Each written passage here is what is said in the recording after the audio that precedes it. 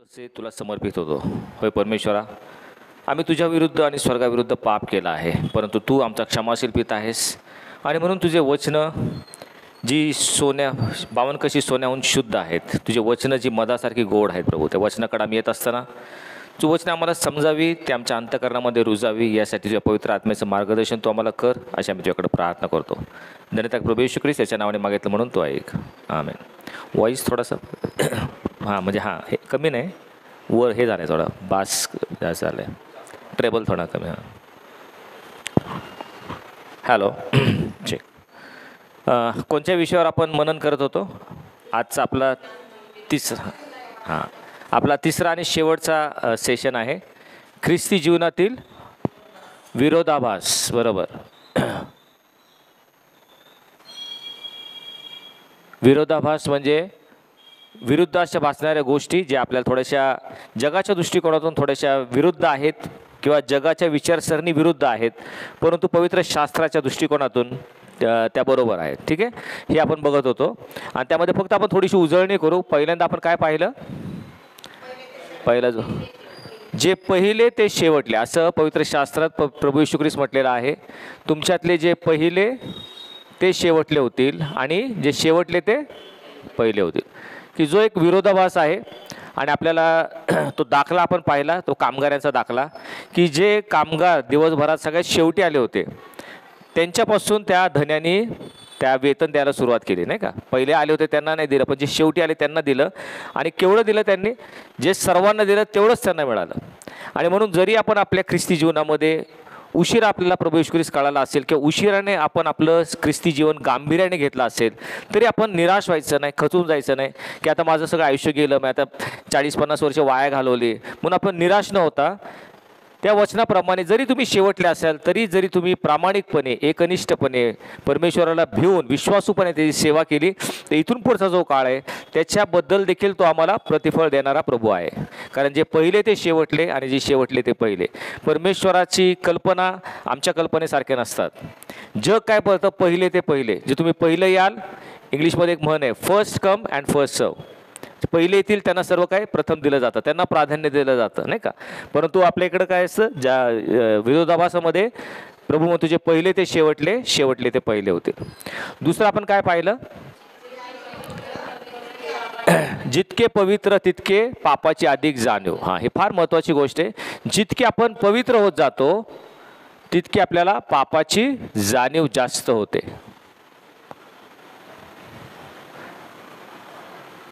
हा विरोधाभास आहे. आपल्याला असं वाटतं किंवा जे पूर्वी शास्त्री पुरुषी धार्मिक लोक असायचे त्यांना असं वाटायचं आम्ही धार्मिक लोक आहेत आणि म्हणून आम्ही पापी नाहीत. हे दुसरे जे आहेत, शमरोनी लोक आहेत, जकातदार आहेत, कजबिने आहेत, हे सगळे पापी लोक, आम्ही मात्र धार्मिक आहोत. आणि स्वतःला ते खूप असे नीतिमान समजायचे. परंतु त्याच्या विरुद्ध आहे. जितकं आपण पवित्र शास्त्रामध्ये तल्लीन होतो, त्या वचनामध्ये आम्ही अधिक जातो, देवाला अधिक ओळखून घेण्याचा प्रयत्न करतो, तितकं आम्हाला आमच्या पापांची अधिक जाणीव होऊ लागते. जे पूर्वी आम्हाला माहिती नव्हतं की पाप आहे, ते नंतर पाप आहे असं आपल्याला दिसायला लागतं. ह्याचा फरक असा आहे, यासाठी तो फरक जाणवतो की तुम्ही ज्यावेळेस तुमच्या आध्यात्मिक जीवनाची तुलना करता, ही तुलना तुम्ही कुणाबरोबर करता ही फार महत्त्वाची गोष्ट आहे. ह्याच्यावर तुम्हाला तुमच्या आत्मिक जीवनाची पातळी कुठे आहे लक्षात येईल. 2 मित्र आहेत, साधारण 10वीला ते आता परीक्षा देणार आहेत, पण तो त्यातला एक मित्र शहरात राहतो आणि एक मित्र गावाकडे खेड्याकडे राहणार आहे. पण दोघं जिवलग मित्र आहेत. दोघंजण परीक्षा आपला अभ्यास करतात, दोघं परीक्षा देतात आणि त्यांचा निकाल जाहीर होतो. आता जो गावाकडचा मुलगा आहे त्याला 75% मार्क बोर्डात पडतात आणि खूप खुश असतो, सगळीकडं पेढे वाटतो. का माहिती आहे का? त्याच्या गावामध्ये त्याच्या शाळेमध्ये तो पहिला आलेला असतो. कारण पहिला आल्यामुळं, शाळेत पहिला आल्यामुळं सगळीकडे पेढे वाटून तो आनंदात आहे, त्याचे आईवडील खुश आहेत. त्याचा मित्र ह्या शहरामध्ये राहतो, त्याला 92% मार्क पडलेत, पण तरी तो निराश आहे. 92% का? कारण त्याच्या वर्गामध्ये तो 17वा आहे. त्याच्या अगोदर कितीतरी लोक आलेत, ते बोर्डामध्ये आणि त्यांची यादी पहिली आहे. महिला आता ॲडमिशन मिळेल का नाही म्हणून हा चिंताक्रांत आहे. बघा, दोघांनी 30 परीक्षा दिली, एक 75% मिळून खुश आहे, एक 92% मिळाल तरी निराश आहे. का माहिती आहे का? तुलना तुम्ही कोणाशी करता हे फार महत्त्वाचं आहे. त्या मुलाने कोणाशी तुलना केली? आपल्या गावाकडचे, आपल्या वर्गातले लोक यांच्याशी तुलना केली आणि त्याला काय वाटलं, मी पहिला आहे. कारण तो पहिला होता, कारण त्याच्या गावामध्ये त्याने तुलना केली. पण ह्या मनुष्याने कोणावर तुलना केली? जे शहरातले त्याच्या गावाकडचे लोक होते, त्या वर्गातले लोक होते, त्याशी तुलना केली तर तो अगदी शेवटी होता. आणि म्हणून तुम्ही तुलना कोणाशी करता? ज्यावेळेस तुम्ही आपल्या एकमेकाशी तुलना करता, मी त्याच्यापेक्षा खूप मला सगळं, मी बायबल स्टडीला जातो, तो कुठं जातो? तुम्ही जर एकमेकाशी तुलना करायला, तुम्हाला काय वाटेल? मी एकदम मोठा, नाही का? पापाची एवढी जाणीव. पण ज्यावेळेस तुम्ही येशू ख्रिस्ताची तुलना कराल, त्यावेळेस तुम्हाला काय कळेल? मी कुठे आहे? तुमची अवस्था खरी कळते. आणि म्हणून जितकं तुम्ही पवित्र होऊ जाता, तितकं तुम्हाला पापाची अधिक जाणीव. पण तुम्ही तुलना कोणाशी करता? आम्ही तुलना कोणाशी केली पाहिजे हे बघण्यासाठी इब्री लोकाच्या पत्रामध्ये 12वा अध्याय आणि 2रं वचन माहिती आहे कोणाला आहे? इब्री 2:12. त्या ठिकाणी असं म्हटलेलं आहे, आम्ही आमचे सर्व भार आणि सहज गुंतवणारं पाप हे बाजूला ठेवून आम्हाला नेमून दिलेल्या धाव्यावरून धीराने धावावं. आमच्या विश्वासाचा उत्पादक व पूर्ण करणारा जो प्रभू येशू, याच्याकडे आम्ही पाहत असावं. कारण इब्री लोकांचं पत्र कुठे माहिती आहे ना? अगदी शेवटी आहे. हां फिलोमोनाच्या बरोबर आहे. इब्री लोकांचं पत्र 12वा अध्याय 1 वचन वाचा कोणीतरी. सुरुवात कशी येते?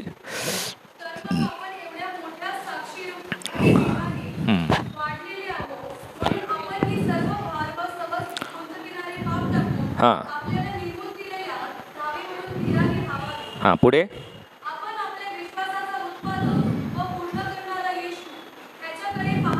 हां कुणाकडे पाहायचं आहे आपण? हे बघा, ह्या ठिकाणी जो लेखक आहे, इब्री लोकांचा पत्राचा लेखक कोण आहे माहिती का? कुणी लिहिलं इब्री लोकांचं पत्र? कुणी लिहिलं? पौलाने? शिमोन नाही म्हणतो, असेल का? असं माहीत नाही म्हणतो, कदाचित असेल पण माहीत नाही आपल्याला. कुणी लिहिलं? इब्री लोकाच्या पत्राचा लेखक माहिती नाही आपल्याला कुणी लिहिलं ते. लक्षात, पौलाने 13 पत्र लिहिले, बाकी सगळ्यांच्या पत्र आपल्याला माहिती आहे. योहानाने 3 लिहिले, याकोबाने लिहिलं, पेत्राने 2 लिहिले, परंतु इब्री लोकाच्या पत्राचा लेखक अजून कुणाला माहीत नाही आहे. तर जे कोणी लिहिलेलं आहे इब्री लोकाचं पत्र, त्या ठिकाणी तो जीवन जे आपलं एक ख्रिस्ती जीवन जे असेल, विश्वास करण्याचे जीवन, ते एका धावेशी तो तुलना करत आहे. आमचं जीवन जणू काय एखादी धाव आहे आणि ही धाव आम्हाला धावायची आहे. त्यामुळे तुम्हाला माहिती आहे, ज्यावेळेस एखादी शर्यत असते त्यावेळेस तो धावपटू असतो, तो काय करत असतो?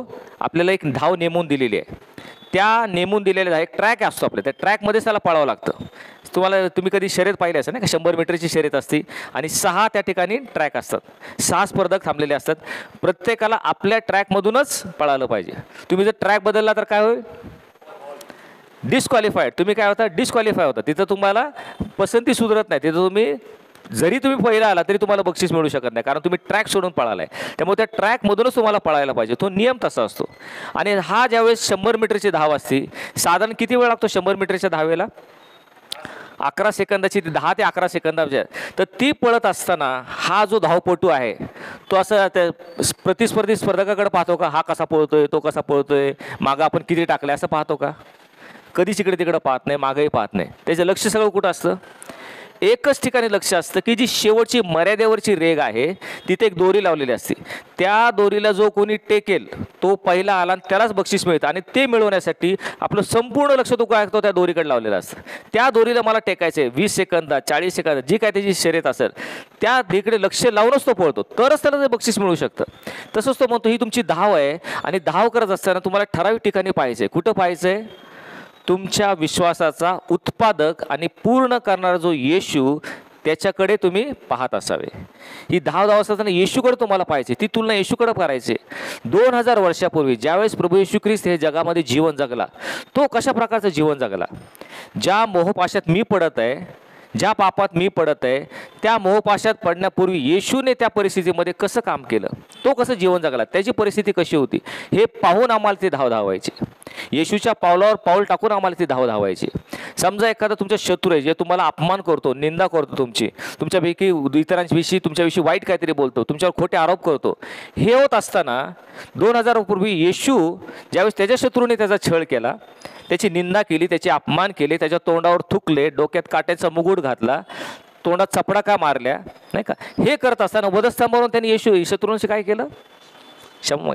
मग ही धाव असताना येशूकडं पाहिजे, तो या शत्रूंशी कसा वागला तसं मला वागायचं आहे. बघा परिस्थिती बदलणे म्हणजे त्याचे जे त्याच्यावर मोहपाश आले, आपल्यावर पाप आले, हे वेगळ्या प्रकारचे असतील, कारण आपण आता 21व्या शतकात राहतो. परंतु परिस्थिती तीच आहे. त्या परिस्थितीतून जाताना येशू कसं जीवन जगला हे पाहून आम्हाला त्या ठिकाणी धावायचे. येशूने पैशाची हाताळणी कशी केली, त्याचप्रमाणे आम्हाला पैशाची हाताळणी करायची. आता आपण म्हणतो येशू ख्रिस्त, कुणी कुणी असं म्हणतो येशूसारखं जीवन जगायचं म्हणजे एकदम नम्र, लीन, नाही का, प्रत्येक गोष्टीमध्ये मग अगदीच कुठे काय आपण हे करायचं नाही, रागवायचं नाही. पण येशूकडे जर पाहिलं तर चारी शुभवर्तमानात आपण ज्यावेळेस वाचतो, त्याचं जीवनचरित्र पाहतो, त्यावेळेस 2 वेळास तो नक्की रागवलेला दिसतो आम्हाला. येशू ख्रिस्त जरी आपण तो म्हणतो तो नम्र होता, लीन होता, तो म्हणतो मी जो मनाचा सौम्य व लीन त्या मजपासून तुम्ही शिका, पण 2 वेळेस त्याला नक्कीच राग आला. आणि त्या परिस्थितीमध्ये आपण जर असू तर आपल्याला सुद्धा नक्कीच राग यायला पाहिजे, नाही तर आम्ही येशू ख्रिस्ताचं काय वागणारच नाही. कोणत्या 2 वेळेस बरं राग आला बरं येशूला, माहिती आहे का कोणाला? कधी रागावला तो? ज्या वेळेस मंदिराची धूळधाण होत आहे, मंदिर ही चोर आणि लुटारांची गुहा केलेली आहे, माझ्या बापाचं घर हे जे प्रार्थनेचं मंदिर म्हणतील असं लेख आहे, आणि तुम्ही त्याची चोर आणि लुटारांची गुहा केली. येशू ख्रिस्त रागावला आणि आम्हाला सुद्धा त्याच वेळेस राग आला पाहिजे. एखाद्या मंदिराची जर चोर आणि लुटारांची गुहा होत असेल तर आम्हाला सुद्धा राग आला पाहिजे, कारण येशूला त्या ठिकाणी भयंकर राग आला. त्याला बाकी सगळ्या गोष्टीला तो सहन करू शकत होता. माझं तुम्ही वाटेल ते करा, तुम्ही मला बालजबूल म्हणा, भूतांचा अधिपती म्हणा, खादाड म्हणा, तुम्ही मला दारूबाज म्हणा, सगळं काय पाप्यांचा मित्र आहे, मी सगळं सहन करायला तयार आहे. मला तुम्ही काही शिवाय शब्द मला, परंतु जो तो म्हणतो पवित्र आत्म्याविषयी जो वाईट बोलेल, दुर्भाषण करेल, त्याला कधी पापाची क्षमा होणार नाही. मंदिराची धूळधाण होत असताना तो तिथे रागवला. हातात त्याने काय घेतला? चाबूक घेतला, कोरडा घेतला, आणि सर्व जे विक्रेते होते त्यांना बाहेर काढलं, सर्व गुराढोरांना हाकून दिलं, कारण माझ्या बापाचं मंदिर शुद्ध असलं पाहिजे. त्यावेळेस येशू रागवला. तर कुठल्याही कारणाने जर आमच्या मंडळीमध्ये अशा प्रकारचं वर्तन असेल, वागणूक होत असेल, असं वातावरण असेल, तर आम्हाला सुद्धा राग आला पाहिजे. येशूच्या पावलावर पाऊल टाकून आम्ही चालत आहोत. दुसरी गोष्ट, कधी येशू रागवला माहिती आहे का? 2च ठिकाणी तो रागवलाय. 4 शुभवर्तमानात ऐकल्या वाचलं तर, नाही तर कधीच तो रागवलेला आपल्याला दिसत नाही. आणखी एकदा तो कधी रागवला? पेत्रावर. तर असं तिथं राग आला असं म्हटलेलं नाही. आलं, इनफॅक्ट तुम्हाला आता चांगलं ब्रदरने म्हटलं की पेत्रावर रागवला. कधी रागवला तुम्ही मला म्हणायचं आहे? कोणत्या क्षणी, कोणत्या ते? अच्छा, म्हणजे रूपांतराच्या वेळेस. पण त्यावेळेस रागवला असं कुठे लिहिलंय? असं कुठं नाही, रागवला असं लिहिलंच नाही. ते लिहिलंय का कुठं त्यावेळेस येशू रागवला?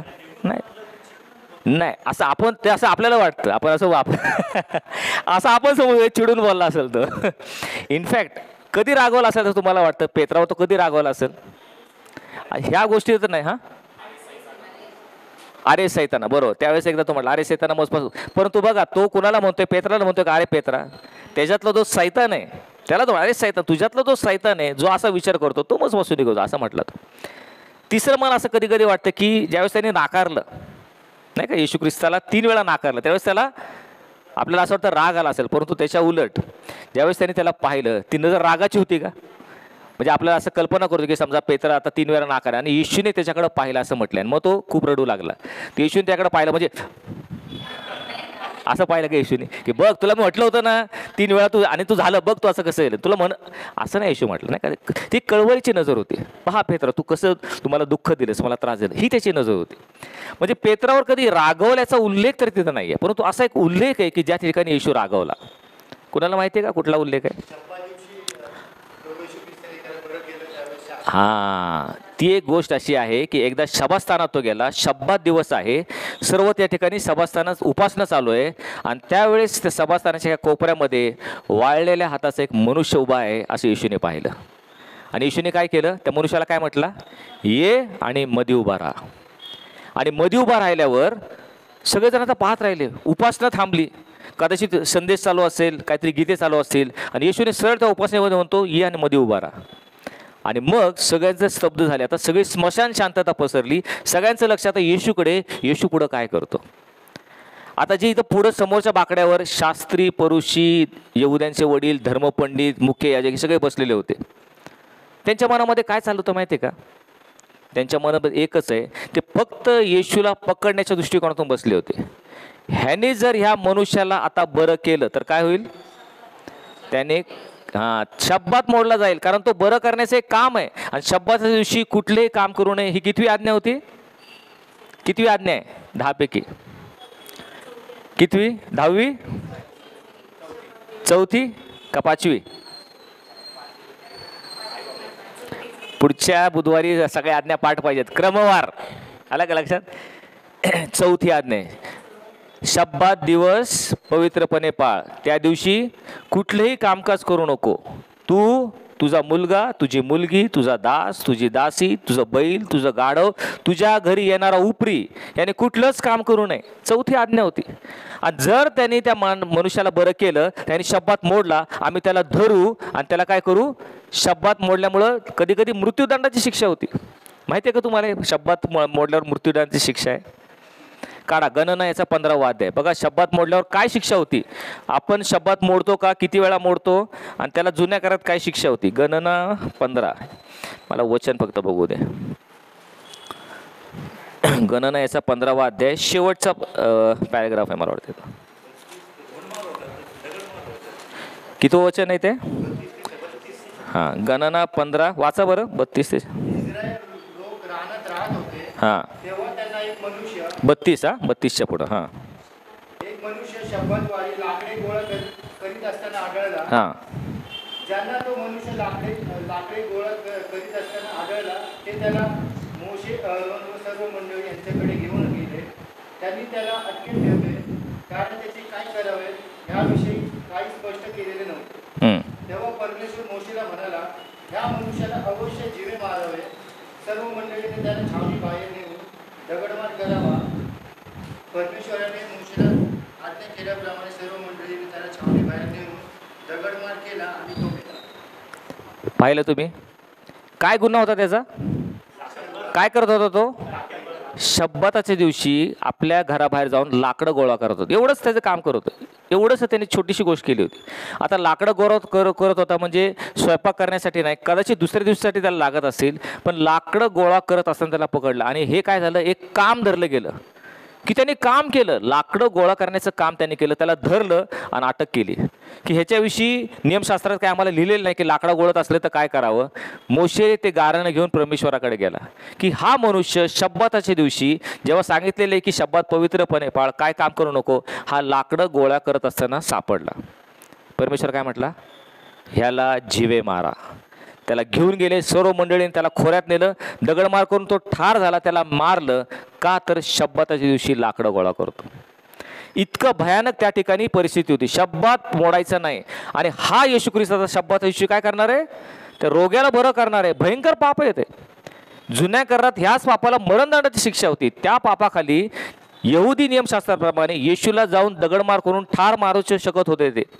म्हणून हे यहुदी लोक त्याकडे उत्सुकतेने पाहत होते की आता कधी हा ह्याला बरं करतोय आणि कधी आम्ही ह्याला धरतोय आणि त्याला दगडमार करून ठार करतोय. हे त्यांच्या मनामध्ये चाललं होतं. आणि मग येशूने त्यांच्या मन जाणलं. कारण आमचा येशू कसा आहे? अंतकरण ओळखणारा, हृदय तोलून पाहणारा, अंतर्याम पारखणारा आमचा देव आहे. त्यांनी संपूर्ण त्याच्या अंतकरणात पाहिलं की कशासाठी टपून बसले. आणि मग तो म्हटला, हात पुढं कर.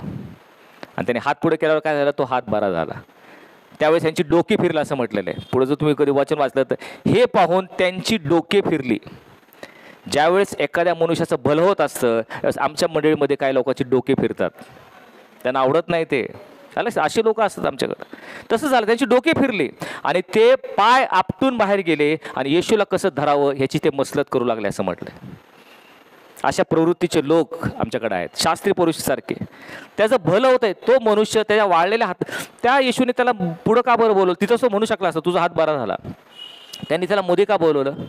पुढं आल्यावर संपूर्ण मंडळीने पहा, त्याच्याकडं पहा, हा मनुष्य, ह्याचा हात वाळलेला आहे, ह्याची उपजीविका थांबलेली आहे, याच्यावर एक कुटुंब अवलंबून आहे. त्या कुटुंबाचा त्या ठिकाणी उपासमार किंवा भूकबळी होत आहे. ह्याला जर बरं केलं तर हा कुटुंबाचा एक आधार होईल. तर तुम्ही सहानुभूतीपराने कळवळून त्याच्याकडं पहा. या दृष्टिकोनातून येशू त्याकडं पाहत आहे. आणि हे लोक काय करत आहेत? बरं झालं की आम्ही येशूला धरू आणि आम्ही त्याला अटक करून त्याला धोंडमार करू. तेव्हा येशू रागावला. आम्ही देखील अशा वेळेस रागवलं पाहिजे. दुसऱ्याचं भलं होत असताना जर आमच्या मंडळीतील कुणाला त्याला वाईट वाटलं, त्यांना कुणातरी द्वेष आला, त्याचा राग आला, तर आम्हाला सुद्धा राग आला पाहिजे. नाही तर आम्ही येशूसारखे नाहीच. आणि म्हणून लक्षात ठेवा, 2 वेळेस येशू रागवला, त्यावेळेस आम्हाला सुद्धा राग येणं गरजेचं आहे. त्यावेळेस मंडळीमध्ये चोर आणि लुटारांची गुहा होत आहे, मंडळीमध्ये दुसऱ्याचं भलं केल्यावर इतरांना द्वेष वाटतो, राग वाटतो, त्यावेळेस आम्हाला सुद्धा येशूसारखा राग आला पाहिजे. म्हणून ही तुलना आपण जी करतो ना, ही येशूकडं पाहून आपण ती तुलना केली पाहिजे. बरोबर. तिसरं आपण काय पाहिलं? हां, बरोबर. जगी गोष्टी जर तुम्हाला पाहिजे असतील तर तुम्हाला पहिलं स्वर्गीय गोष्टी मिळवल्या पाहिजेत. हा पण एक विरोधाभास आहे. आपण ते पाहिलं वचन, तुम्ही काय खावं, काय प्यावं, काय पांघरावं याची चिंता करू नका, कारण या सर्व मिळवण्याची खटपट परराष्ट्रीय लोक करतात. या सर्वांची तुम्हाला गरज आहे तुमचा स्वर्गीय पिता जाणून आहे. तर प्रथम तुम्ही त्याचं राज्य आणि त्याची धार्मिकता ही मिळवण्याची खटपट करा, म्हणजे इथं सर्व गोष्टी तुम्हाला मिळतील. म्हणजे जर तुम्ही स्वर्गीय गोष्टी मिळवण्याची खटपट केली की जगी गोष्टी आहेत, ह्या त्या गोष्टी तुमच्याकडे आहेत, त्यामध्ये संतुष्ट कसं राहायचं हे रहस्य परमेश्वर आम्हाला शिकवतो. हे आम्ही त्या वेळेस त्याच ठिकाणी पाहिलेलं आहे. आणि म्हणून संत पौलाचं आपण फिलिप्पियराच्या पत्रातलं वचन पाहिलं, त्यामध्ये संत पौल काय म्हणतो? ज्या स्थितीमध्ये मी आहे त्यात संतुष्ट राहणं हे मला शिकवलं गेलेलं आहे. मी दैन्य अवस्थेत असलो तरी मी संतुष्ट आहे, मी संपन्नतेत असलो तरी मी संतुष्ट आहे, अन्नतृप्त असो, क्षुधित असो, संपन्न असो, विपन्न असो, हे रहस्य मला कळवलं गेलेलं आहे. प्रियानो, एक रहस्य आहे. दिस इज अ मिस्ट्री. हे प्रत्येकाला समजत नाही. जे परमेश्वराच्या शास्त्रामध्ये डुबून अगदी जसं खोलवर समुद्रात जाऊन मोती काढले जातात, तसं जे अभ्यास करतात, वचनाचा अध्ययन करतात, वचनावर मनन करतात, त्यांनाच हे रहस्य प्रगट होतं. एक लक्षात घ्या, परमेश्वर हा सगळ्यांना सारखं वाटून देत नाही. तर जे झटून त्याचा शोध करतात त्यास मी काय म्हटलंय वचन, त्यास मी पावतो. परमेश्वर सगळ्यांनाच पावत नाही. जे माझं झटून शोध करतात त्यास मी पावतो. मग आम्ही जर झटून शोध केला तर आम्हाला हे रहस्य कळणार. हे रहस्य कोणचं? की ज्या स्थितीमध्ये मी आहे त्यामध्ये संतुष्ट राहायचं, समाधानी राहायचं, हे रहस्य आम्हाला समजतं. आणि म्हणून मग आम्ही जगी गोष्टीसाठी भांडत बसत नाही, जगी गोष्टीचा आमचा वेळ घालवत नाही. तर आम्ही स्वर्गीय गोष्टी मिळवला, जगात जे काय परमेश्वराने आम्हाला दिले त्यामध्ये आम्ही सुखी समाधानी राहतो, आनंदी राहतो. आणि एक रहस्य प्रत्येकाला प्रगट होतं असं नाही. काही जण आपलं संपूर्ण आयुष्य काय करतात, नुसतं जगी गोष्टी मिळवण्यामध्ये खर्ची घालतात. आपला वेळ, आपला पैसा, आपला परिश्रम, आपले कलागुण, बुद्धी चातुर्य हे सर्व, आणि त्याच्यामध्ये कुठंच त्यांना लिमिट नसतं. लिमिट त्याला काय अंतच नाही. तुम्ही किती मिळवायचा प्रयत्न केला त्याला शेवटी अंत नसतो, नाही का? आणि म्हणून त्या ठिकाणी आपण पाहायला पाहिजे की जगी गोष्टी मिळवायच्या असतील तर स्वर्गीय गोष्टी मिळवण्याचा प्रयत्न करा. चौथा आपण काय पाहिलं? हां, सशक्त होण्यासाठी अशक्त व्हायला पाहिजे. हा एक चौथा विरोधाभास. आपण सशक्त जर व्हायचं असेल तर तुम्ही अशक्त झाला पाहिजे. थोडासा विरोधाभास आहे नाही का? सशक्त व्हायचं असेल तर आपण काय करतो, टॉनिक घेतो, काहीतरी औषधं घेतो. परंतु ह्या ठिकाणी संत पौल आम्हाला सांगतो की ज्यावेळेस मी प्रौढ होत होतो, मला प्रगटीकरणाच्या विपुलतेमुळे मी चढून जाऊ नये म्हणून माझ्यामध्ये काटा ठेवलेला आहे. आणि मी प्रभूला 3 वेळा विनंती केली की हा जो माझ्या शरीरामध्ये काटा आहे, मला दुखून आहे, काहीतरी व्याधी आहे, तो मजपासून दूर कर. पण प्रभूने मला काय सांगितलं, माझी कृपा तुला पुरी आहे, कारण तुझ्या अशक्तपणातच माझी शक्ती कार्य करते. जेव्हा म्हणून पौल म्हणतो, जेव्हा मी अशक्त आहे तेव्हाच मी सशक्त आहे. त्यामुळे ज्यावेळेस आम्ही अशक्तपणाची कबुली देऊ त्याच वेळेस आम्हाला देवाची शक्ती आमच्यामध्ये कार्य करते. आणि आपण काय काय बरेचसे उदाहरणं पाहिले होते. मोशेचं पाहिलं होतं, यहोशाफाट राजाचं आपण पाहिलं होतं. तर ह्यावेळी लक्षात ठेवा की जर आपल्याला आत्मिकदृष्ट्या सशक्त व्हायचं असेल तर आम्ही परमेश्वराकडे कबुली दिली पाहिजे की प्रभू मी अशक्त आहे, मी दुर्बल आहे, मी जे काय संकट माझ्या पुढे आलेले आहे ते माझ्या चातुर्याने नाही, माझ्या कर्तृत्वाने किंवा आवेश किंवा धडाडीने नाही, तर मी सर्वस्वी तुझ्यावर अवलंबून आहे. आणि तुझ्यावर अवलंबून असल्यानंतर तू मला माझी शक्ती पुरव. मग परमेश्वर आम्हाला त्या ठिकाणी सशक्त करतो. एखादं झाड जर तुम्ही पाहिलं, समजा आंब्याचं झाड आहे आणि दरवर्षी त्या झाडाला एक खोड असतं, त्या खोडाला फांदी असते, फांदीला काय असतं, फळ येत असतं नाही का? आता जर त्या फांदीला तुम्ही विचारलं की फळ तुला कसं काय येतं, दरवर्षी तू फळ दिसतं, कसं काय येतं, ती फांदी एकच सांगते कसं येतं मला माहीत नाही, परंतु एकच गोष्ट मी करते, मी काय बघते की मी त्या खोडामध्ये आहे का नाही ह्याची मी दक्षता घेते. कारण मला माहिती आहे जोपर्यंत मी खोडाशी संपर्कात आहे, खोडाशी मी निगडीत आहे, खोडाशी मी जडलेले, तोपर्यंत मला फळ येणार हे मला माहिती आहे. आणि ती फांदी 50-60 वर्ष जर फळ देणारे असेल, पण ज्या क्षणी तुम्ही ती फांदी खोडापासून छाटाल त्या क्षणी काय होईल, फळ यायचं बंद होईल. आणि म्हणून जोपर्यंत तुम्ही ख्रिस्तामध्ये आहात, ख्रिस्त तुमच्यामध्ये आहे, त्याचा जीवनरस तुम्हाला मिळतो, तोपर्यंत तुम्हाला फळ मिळत जाणार.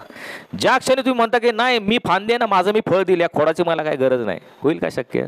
नाही होणार. आणि म्हणून माझ्या अशक्तपणाची कबुली दिली की ख्रिस्ताची शक्ती माझ्यामध्ये कार्य करते. मी जर म्हटलं नाही मी सशक्त आहे, तर मग परमेश्वर काय म्हणतो, तू सशक्त आहे, तुझ्या परीनं तू ह्याचा प्रयत्न कर सोडवायचा, आणि ते आम्हाला तर अशक्य असतं, नाही का? आणि म्हणून ज्यावेळेस आम्ही सशक्त आहे त्याच वेळेस आम्ही अशक्त आहे. पाचवी आपण काय पाहिलं होतं, ज्ञानी होण्याकरता मूर्ख झालं पाहिजे. आता आपल्याला थोडंसं विचित्र वाटेल नाही का, ज्ञानी होण्याकरता मूर्ख कसं काय व्हायला पाहिजे? तर त्या ठिकाणी आपल्याला कोरिन्थीकराच्या पत्रामध्ये संत पौल सांगतो, ज्ञानास लाजवावे म्हणून परमेश्वराने मूर्खपणाचे ते निवडले, बलवानास लाजवावे म्हणून जे दुर्बल ते निवडले, जे हीनदीन धिक्कारलेले शून्यवत अशांना परमेश्वराने निवडले, यासाठी की कोणी मनुष्याने त्याच्यासमोर आढ्यता बाळगू नये. कुणी अभिमानाने म्हणू नये की मी हे केलं, माझ्या कर्तृत्वाने माझ्या शक्तीने मी हे केलं, असं कोणी म्हणू नये. म्हणून जे ज्ञानी आहेत त्यांना लाजवावे म्हणून परमेश्वराने, हे परमेश्वराचा मार्गच वेगळा आहे.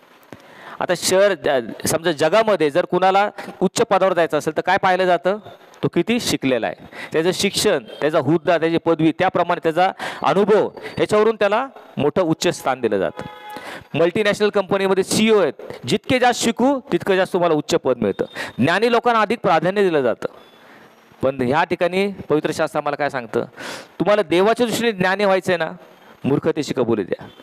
प्रभू मी खरोखर स्वतःला मूर्ख समजतो, मला काहीच येत नाही, मला माहिती आहे. मग तो म्हणतो मग मी तुझं माझं दैवी ज्ञान मी तुला देते. हे ज्ञान जगी ज्ञान नाही, हे दैवी ज्ञानाविषयी बोललेलं आहे. आणि म्हणून येशू ख्रिस्त आपल्या पित्याला एकदा विनंती करतो, तो म्हणतो हे पित्या, तू ज्ञानी व विचारवंत यांच्यापासून आपलं रहस्य लपून ठेवलंस आणि ते बालकास प्रगट केलं, कारण हेच तुला योग्य वाटलं. बालक कसं असतं, ते निरागस असतं, तो काय फार स्वतःला ज्ञानीच. आता तुम्ही समजा एक 6 महिन्याचं बाळ आहे तिथं, नाही का, आता किती ते सुंदर क्यूट दिसतं, आपण सगळेजण त्याला घेतो, त्याला असं वाटतं काय मी फार एकदम हुशार, काय म्हणतात टॅलेंटेड आहे, किंवा मी फार दिसायला सुंदर आहे, माझं काय कौतुक असं त्याला वाटत असतं का? तर लहान बाळाला काहीच वाटत नाही, ते निरागस आहे विचार. त्यामुळे त्याला स्वतःबद्दल काय कुठलाच अभिमान नसतो. जसजसं तो मोठा होत जातो तसं जगातल्या वाईट गोष्टी तो शिकतो, आणि मग आपल्या मनुष्यामध्ये जे आपण प्रौढ आहोत त्यांच्यामध्ये ह्या सगळ्या गोष्टी येतात, मीपणा, गर्व, अहंकार. पण म्हणून तुम्ही बालकासारखं जर झाला, नम्र झाला, निरागस झाला, तर त्या ठिकाणी तर देव त्याचं दैवी ज्ञान आम्हाला देत असतो. आणि त्याचं उदाहरण आपण पाहिलं की हे जे शास्त्री पुरुष होते, धर्मपंडित होते, ह्या सर्वांकडून ते ज्ञानी लोक होते. परंतु हे जो पेत्र होता, एक अडाणी शिष्य होता, त्याला येशूने विचारलं की तुम्हाला कोण म्हणून समजता? तर पेत्राने काय उत्तर दिलं,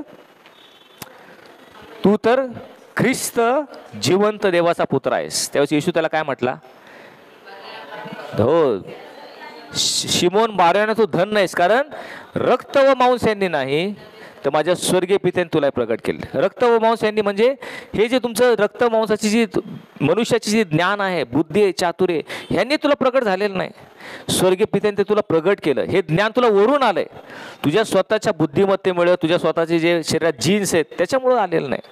आणि म्हणून पवित्र शास्त्र वाचताना एकाला आपल्या ज्ञानाने पवित्र शास्त्र फक्त समजतं, त्याचं ज्ञान तुम्हाला येतं, पण दुसऱ्याला त्यातूनच जीवन प्राप्त होतं, त्याला प्रगटीकरण होतं, त्याला येशूचं प्रगटीकरण होतं. 2 वेगळ्या गोष्टी आहेत. नुसतं शास्त्र वाचल्याने काय होतं, तुम्हाला ज्ञान मिळतं, ह्या अध्यायात हे वचन किती आहे तुमचं पाठ असतं, मग हे किती अध्याय, किती वचन, कोणचं सगळ्यात छोटं कोणचं, मोठं कोणचं, हे ज्ञानाने तुम्ही करू शकता. फिजिक्स, केमिस्ट्री, मॅथ्स पुस्तक वाचता तसं तुम्ही पवित्र शास्त्रसुद्धा वाचून ज्ञान मिळू शकता. पण तो एखादा मनुष्य दुसरा तोच पवित्र शास्त्र तसंच वाचतो, पण त्याला देवाकडून येशूचं प्रगटीकरण होतं, येशूचं जीवन त्याला कळतं, आणि म्हणून त्याच्या जीवनामध्ये परिवर्तन होतं. जगी ज्ञानाने बुद्धीमध्ये आम्हाला सर्व काय कळतं, पण दैवी ज्ञान ज्यावेळेस येतं त्यावेळेस आमचं जीवनामध्ये परिवर्तन होऊन आम्ही ख्रिस्तासारखं जीवन जगू लागतो. हा त्यातला फरक आहे. पण ते मिळवण्यासाठी आम्ही मूर्खतेची कबुली दिली पाहिजे. बरोबर. 6वं पण काय पाहिलं होतं, द्या म्हणजे तुम्हाला दिले जाईल, द्या म्हणजे तुम्हाला दिले जाईल. हा देवाचा नियम आहे, जो एक ख्रिस्ती विरोधाभास आहे. जी तुम्हाला जर हवं असेल काय, तुमची ती मूठ मोकळी केली पाहिजे. ज्या मापानं तुम्ही द्याल त्याच मापानं तुम्हाला परत दिलं जाईल. हे देवाचं वचन आहे, त्यामध्ये बदल होणार नाही. ते माप चांगलं दाबून, हलवून, शीख भरून तुमच्या पदरी घालतील, कारण ज्या मापानं तुम्ही द्याल त्याच मापानं तुम्हाला दिलं जाईल. जर तुम्हाला क्षमा हवी आहे, इतरांना द्या. भरपूर क्षमा आहे, भरपूर द्या. तुम्हाला प्रीती हवी आहे देवाकडून, तुम्ही देवाने आपल्याला प्रीती करा असं वाटतं, इतरांवर प्रीती करा. तुम्हाला वाटतं देवाने 100% तुमच्यावर प्रीती करा, इतरांवर 100% प्रीती करा. द्या म्हणजे तुम्हाला दिलं जाईल. आणि ज्या मापानं तुम्ही क्षमा कराल त्याच मापानं तुम्हाला क्षमा करण्यात येईल. जर तुम्ही क्षमा केलीच नाही तर याकोब त्याच्या पत्रामध्ये काय म्हणतो, जो दया करणार नाही त्याचा न्याय दये वाचून होईल. फार मोठं धोक्याचं वचन आहे. जर तुम्ही ह्या जगात जीवन जगात दया केली नाही तर शेवटल्या दिवशी तुमचा न्याय दये वाचून होईल, तुम्हाला दया मिळणार नाही. आलं लक्षात तुमच्या? आतापर्यंत कुणाला काय प्रश्न या 6 ह्याच्याबद्दल? ओके, आता आपण शेवटचे 3 आहेत त्यांच्याकडे आज आपण जा, कारण आपला शेवटचा सेशन आहे ह्याच्यामध्ये. 7वं विरोधाभास. हां मोठ्याने हां हे ह्याच्यामध्ये आहे. द्या म्हणजे दिले जाईल. मत्तई 8:10 मध्ये काय म्हटले, फुकट मिळालं फुकट द्या. आम्हाला सगळं काय गोष्टी फुकट मिळाल्या, तारण फुकट मिळाले, त्याबद्दल आपलं कुठलंही काय मोबदला मोजावा लागला नाही, फक्त विश्वासानेच तारण मिळालं, तुम्ही ते फुकट दिलं पाहिजे. बरोबर. आता 7वा विरोधाभास. जो कोणी स्वतःला उंचवितो तो नमविला जाईल, आणि जो कोणी स्वतःला नमवितो तो उंच केला. हा ख्रिस्ती जीवनातील विरोधाभास आहे. हे देवाचं वचन आहे. कुठं लिहिलं आहे? मत्तई 23 काढा. मत्तई 23 11 आणि 12 वाचा बरं कुणीतरी. मत्तई 23 11 आणि 12 काय म्हटले? तुमच्यामध्ये जो कोणी मोठा असेल त्याने तुमचा सेवक व्हावे. जो कोणी स्वतःला उंच करील तो नमविला जाईल, आणि जो कोणी स्वतःला नमवील तो उंच केला जाईल. पाहिलं, जगाच्या दृष्टिकोनातून हे अगदी मूर्खपणाचं आहे. हे जर तुम्ही जगात कोणाला सांगितलं तर लोक हसतील आपल्याला.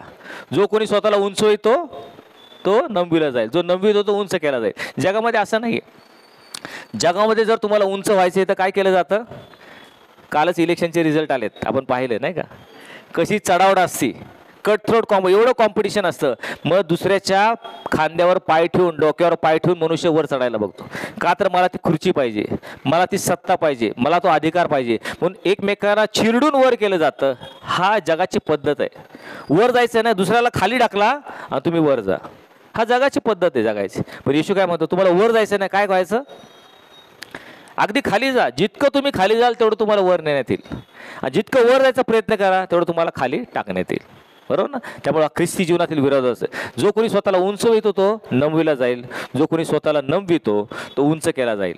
आता त्या 2000 वर्षापूर्वी येशू ख्रिस्त ज्या समाजामध्ये राहत होता, त्या समाजामध्ये हे जे शास्त्री परुषी आणि यहुद्यांचे वडील मुख्य याजक होते, ते स्वतःला काय समजायचे? ते आपले उच्च लोक होते. त्या आपण ह्या समाजामध्ये आपण उच्चभ्रू आहोत, आपल्याला धर्मशास्त्र कळतं, इतरांना धर्म शिकवणारे आपण आहोत, आणि म्हणून स्वतःला उच्च समजून त्या ठिकाणी दुसऱ्यांना तुच्छ लेखायचे. शास्त्री आपले शमरोनी लोक, त्यांना जकातदार पापी लोक, ह्यांना ते काय म्हणायचे? तुच्छ आहेत. हे जे शास्त्री पुरुष आहेत, समजा त्यांना एका गावाला जायचे, प्रवास करायचा आहे, आणि मध्ये शमरोन गाव आलं तर ते काय करायचे? शमरोन गावाला वळसा घालून जायचे. का तर ते शमरोन गावामधून पण जायला नको, त्यांच्याशी कुठलाही संपर्क नव्हतं, त्यांच्याशी बोलणं नको, असे शमरोनी लोक. म्हणजे ते त्यांना तुच्छ लेखायचे आणि स्वतःला उच्च लेखायचे. अशा शास्त्रीय पुरुषांना येशू ख्रिस्त त्यांच्याशी कसं बोलत आहे पाहत. मत्तईचा 23वा अध्याय आपण आहे ना, तर सुरुवातीकडे जाऊया. पहिलं वचन त्या ठिकाणी असं म्हटलंय, तेव्हा येशू लोकसमुदाय व आपल्या शिष्यास म्हणाला, शास्त्री व पुरुषी हे मोशेच्या आसनावर बसले आहेत. म्हणजे कोणतं मोशेचं आसन म्हणजे काय माहिती आहे कोणाला? हे आपण थोडंसं आता हिस्ट्री इतिहास समजून घेऊयात. तो म्हणतो शास्त्री आणि पुरुषी कुठं बसलेत? मोशेच्या आसनावर. म्हणजे काय, तुम्हाला काय ह्याच्याबद्दल काय माहिती असेल? मोशेचं आसन म्हणजे काय? मोशेचं नाव का घेतलं पण त्याने? हां बरोबर आहे.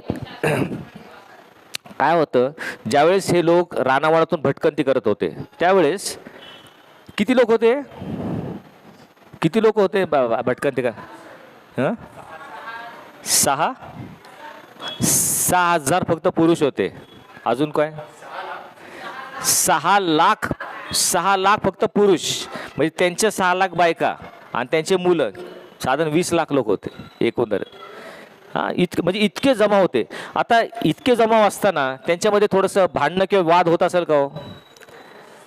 आपले तर 2 बायकांमध्ये वाद होतो एवढा, नाही का? आणि तिथं 6 लाख पुरुष, त्यांच्यामध्ये रोज भांडणं व्हायची. मग ह्यांनी माझं असं केलं, त्यांनी माझी बकरी पळवली, त्यांनी माझ्या मुलाला असं केलं, त्यांनी. हे भांडणं सोडवायला मोशेचं एक आसन असायचं. त्या आसनावर तो बसायचा आणि ते सर्व ते भांडणं सोडवायचं. हे भांडणं सोडवायचं दिवस निघून जायचा त्याचा. कारण 6 लाख लोकांचे 6 लाख भांडणं वादविवाद ते त्याच्याकडे घेऊन यायचे. सकाळपासून संध्याकाळपर्यंत मोशे ते सोडवत बसायचा.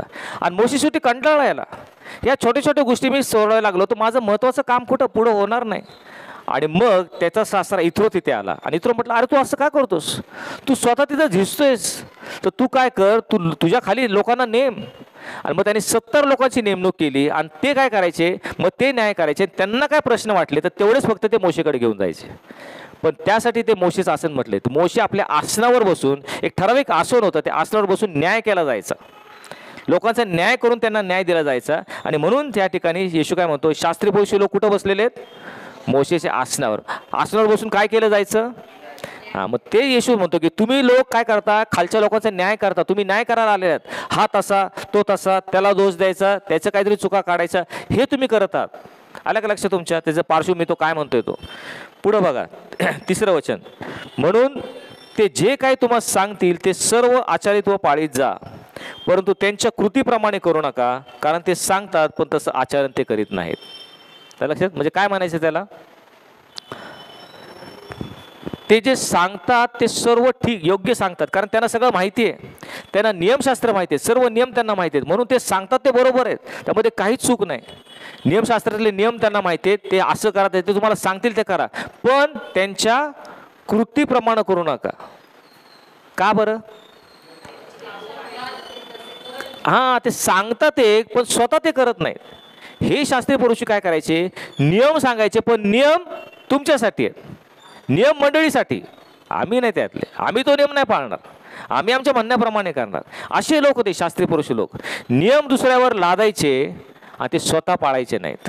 आणि म्हणून हा जो ढोंगीपणा आहे हा येशूने त्यांचा उघड केला आणि म्हणून ते त्याच्या विरोधात होते. म्हणून या शास्त्रीय पुरुषी लोकांनी त्याला वधस्तंभावर दिले, कारण त्यांचं पितळ तो उघडं करत होता. तो म्हणतो तुम्ही मोशेच्या आसनावर बसला, ते सांगतात ते बरोबर आहे पण त्यांच्या कृतीप्रमाणे करू नका, कारण त्यांच्या ओठात एक आणि पोटात एक, सांगतात एक आणि वागतात एक. हे दुटप्पीपणा जो आहे हा ढोंगीपणाचा परमेश्वराला अतिशय वीट आहे. एक लक्षात घ्या प्रियानो, येशू ख्रिस्ताने 3.5 वर्ष सेवा कार्य केलं. खरं तर त्यांनी जास्त करून वाद कोणाशी व्हायला पाहिजे होते, जे पापी लोक आहेत. त्यांनी लोकांना रागवायला पाहिजे, तुम्ही पाप करू नका, तुम्ही व्यभिचार करू नका, तुम्ही वाईट गोष्टी करू नका, असं त्यांना सांगायला पाहिजे होतं. पण एकाही पाप्याशी वाद घातलेला येशू ख्रिस्त आपण पाहिलं आहे कधी, ते व्यभिचारीला तो रागवला, तू असं का करतो, पाहिलं कधी पापी लोकांना, कधीच नाही. नेहमी त्याचा वाद कोणाशी झाला, धर्मपंडित, धर्म सांभाळणारे लोक, शास्त्री पुरुषी. कारण का माहिती आहे का, त्यांचा ढोंगीपणा तो त्याला नडला. त्यांचा ढोंगीपणा येशूला आवडत नव्हता आणि परमेश्वराला ढोंगीपणा आवडत नाही. जे आहे ते प्रामाणिकपणे कबूल करा. जर आम्ही ढोंगीपणा केला तर त्याला आवडत नाही. आणि म्हणून येशू ख्रिस्त प्रत्येक वेळेस त्या ठिकाणी त्यांना दाखवते की तुम्ही फार उंच समजता स्वतःला ना, एक वेळ तुम्हाला नमवण्याची वेळ येईल. पहा त्याचा ढोंगीपणा कसा तो उघड करतो. 4थं वचन काय म्हणते तिथं, जड अशी ओझी बांधून ते लोकांच्या खांद्यावर देतात, परंतु ती काढावेस ते स्वतः बोटही लावायचे नाही, ते बोटही लावत नाहीत. जड अशी ओझी म्हणजे काय माहिती का, भयंकर नियम. त्यांनी असे नियम केले होते की जे नियमशास्त्र व्यतिरिक्त त्यांनी लोकांना लावलेले होते.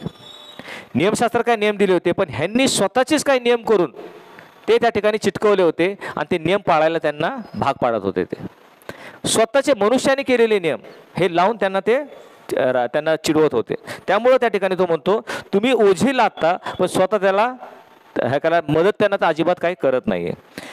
5वं वचन तो काय म्हणतात, आपली सर्व कामे लोकांनी पाहावी म्हणून ते ती करतात. ती आपली मंत्रपदे रुंद व आपले गोंडे मोठे करीतात. याचा अर्थ काय, ती आपली 5वं वचन वाचलं का तुम्ही, मंत्रपदे रुंद करतात आणि आपले गोंडे मोठे करतात. म्हणजे काय, पहा तुम्ही वाचलं ना की कधी पण असं आहे ना, लगेच आपण वाचतो मग नंतर कंटाळा करतो, पुढे जातो आपण. मंत्रपदे म्हणजे काय, गोंडे म्हणजे काय, गुरुंद काय, असं नाही. का तिथं लिहिलंय थोडंसं वाचायला, कॉमेंट्रीमध्ये आहे. आज तुम्हाला नेटवर सगळं मिळतं, कॉमेंट्रीमध्ये जायचं. ह्याचा संदर्भ कुठं आहे, जुन्या काळात काय आहे का, हे मंत्रपदे रुंद करतात म्हणजे काय माहिती आहे कुणाला, मंत्रपत्रे रुंद करतात. आणि गोंडे मोठे करतात. म्हणजे काय माहिती आहे कोणाला? आता बघा, त्यासाठी आपल्याला थोडं इतिहास जाणून घेणं महत्त्वाचं आहे. परमेश्वराने ह्या लोकांना एक नियम दिला होता.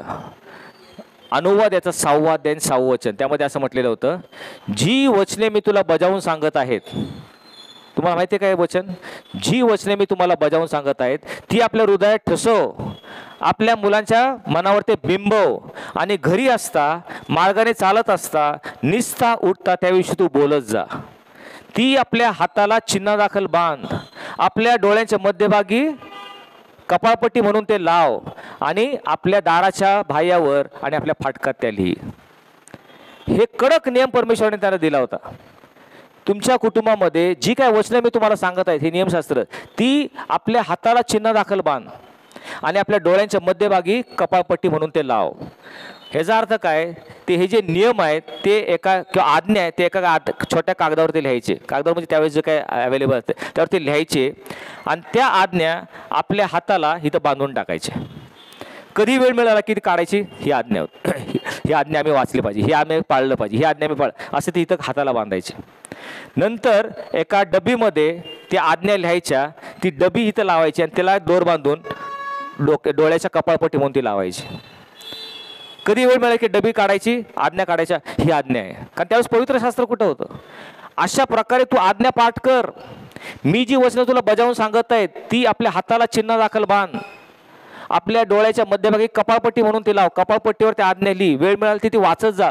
उठता बसता, निसता झोपता, मार्गात असताना, घरात, हे सारखं वाचत. रोज आपल्या घराच्या बायावर ते लिही, दारावर ते लिही, सारखं त्याच्यावर मनन कर. हे देवाचं वचन होतं. वाचलं का तुम्ही अनुवाद 6:6? वाचा. बरं, आता निर्गम 13:8 ते पण वाचा. निर्गम 13:8.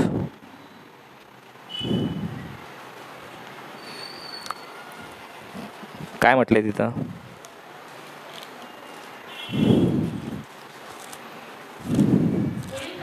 हां,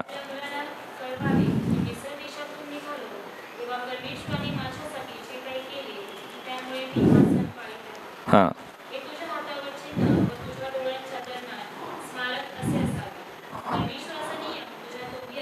हां, बघितलं? तुझ्या हाताला काय म्हटले? चिन्ह, आणि तुझ्या मार्ग असे. बरोबर. ते तिथेच पुढं 14 आणि 15, 14 ते 16 वाचा. तिथेच पुढे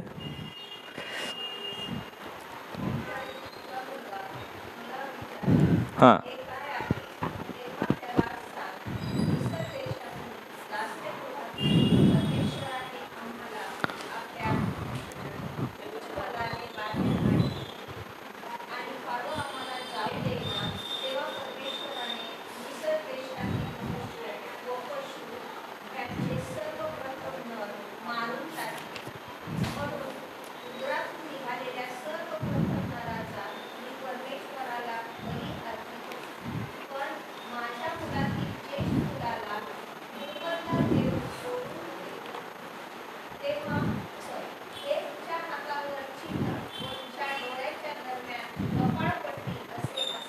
बघितलं? असे अनेक ठिकाणी लिहिले. प्रत्येक ठिकाणी तो काय म्हणतो, जे जे मी तुला सांगतो. आता ते तुझे मुलं तुला विचारतील, तुम्ही वलांडाचा सण का पाळता? ते तुझ्या हाताला चिन्ह म्हणून बांध, तुझ्या डोक्यावर कपाळपट्टी. म्हणजे ज्या ज्यावेळेस लोक मुलं विचारतील ते तुम्हाला सांगितलं पाहिजे. तर अशा प्रकारे ते काय करायचे, हातावर चिन्ह म्हणून बांधायचे आणि डोळ्यावर ते कपाळपट्टी म्हणून ते आज्ञा लावायचे. आता ह्या ठिकाणी तो काय म्हणतोय, ते काय करतात, आपली हे यहुदी लोक काय करतात, आपली मंत्रपत्रे रुंद करतात. ते आपली मंत्रपत्रे रुंद, म्हणजे जे हातावर लावायले ते साधारण त्याची काहीतरी साईज असेल, लक्षात, 10 बाय 12 सेंटीमीटर असं ते लावायचे. यहुदी लोक काय करायचे, हे शास्त्रीय पुरुष लोक काय करायचे, हे मोठं लावायचं असं. मोठं लावले की काय, लोक अरे फार धार्मिक आहे बरं का, हे मोठं काहीतरी लावलं म्हणजे जास्त आज्ञा त्यांनी लिहिल्या आहेत. लोकांना दाखवण्यासाठी आपली मंत्रपद्धती रुद्ध करायची. इतरांपेक्षा माझं मी कोणीतरी मोठा, मी जास्त आज्ञा वाचतो, मी त्या खूप लिहितो, आणि म्हणून मी कोणतरी मोठा आहे. सगळं समाज बघून त्याला ह्याचं मंत्रपंत्र रुंद आहे बरं का, मोठं आहे काहीतरी, अशी ते शास्त्रीय पुरुषी करायचे. पुढं काय म्हटलंय, काय करायचे अजून ते, आपले गोंडे मोठे करायचे. आता हे जे गोंड्याचं असं असतं की त्यांनी झगा घालायचे, ते सगळे लोक झगा घालायचे, यहुदी लोक, त्याला गोंडे असायचे. मी आता नाही का येशूच्या ती रक्तस्रावी स्त्री कशाला शिवली? येशूच्या गोंड्याला. म्हणजे त्याला एक पट्टा असायचा, त्या पट्ट्याला गोंडे म्हणजे गाठ मारलेली असायची. गाठ झाली की गोंडे नाही का, पाळक साहेब इथं घालतात कुठले पण, तर ते गाठ असायची. मग ते गोंडे कशासाठी असायचे? ते गोंडे पाहून तुम्हाला आज्ञा आठवल्या पाहिजेत. हे गोंडे पाहिले की अरे देवाने आम्हाला आज्ञा दिल्यात, ते मी पाठ केल्या पाहिजेत, असं करून ते नियमशास्त्र पाठ करायचे. म्हणून 12 वर्षाच्या मुलाचं नियमशास्त्र कसं पाठ होतं? त्यांच्याकडे काय असं प्रिंटेड बायबल नव्हतं, घरी घेऊन जायचं आणि रात्रंदिवस पाठ नाही. ते मुलं सभास्थानात येणार, सभास्थानात ते फक्त वाचणार कोणीतरी, ते वाचून हे लक्षात ठेवणार आणि लक्षात ठेवून त्या आज्ञा नियमशास्त्राला 613 आज्ञा ते पाठ करायचे. मग ज्या ज्या वेळेस प्रत्येक क्षणी तुम्हाला त्या आज्ञेची आठवण झाली पाहिजे. म्हणून काय, हिथं मंत्रपद बघितलं, अरे आज्ञा. कपापट्टीला काय बघितलं, मला आज्ञा पाठ करायच्या. जागेवरचे गोंडे बघितलेत, मला आज्ञा, ह्याच्यासाठी ते गोंडे लावले होते. मग हे यहुदी लोक काय करायचे, त्यांचे गोंडे, माझा गोंडा मोठा म्हणजे काय, अरे ह्याला चांगल्या पाठ आज्ञा खूप पाठ करतो, लगेच लोक बघून अरे ह्याचा गोंडा मोठा आहे बरं का, असे ते यहुदी ते शास्त्री पुरुषी लोक करायचे. म्हणजे मी कोणीतरी त्या ठिकाणी खूप मोठा आहे. बघा मला वाटतं ते गोंड्याचं अनुवाद 11 बघा, 11-18, म्हणजे आपल्याला ते गोंडे कशासाठी आहेत ते तुम्हाला साधारण कळेल. मला वाटतं ते अनुवाद 11-18 मध्ये आहे का?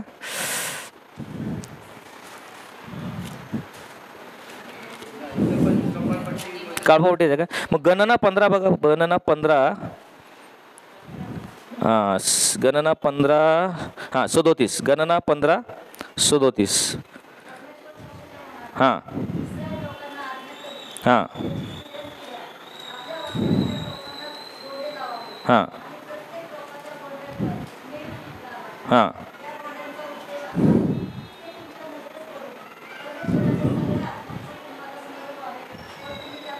बघितलं काय लिहिलं होतं इथं?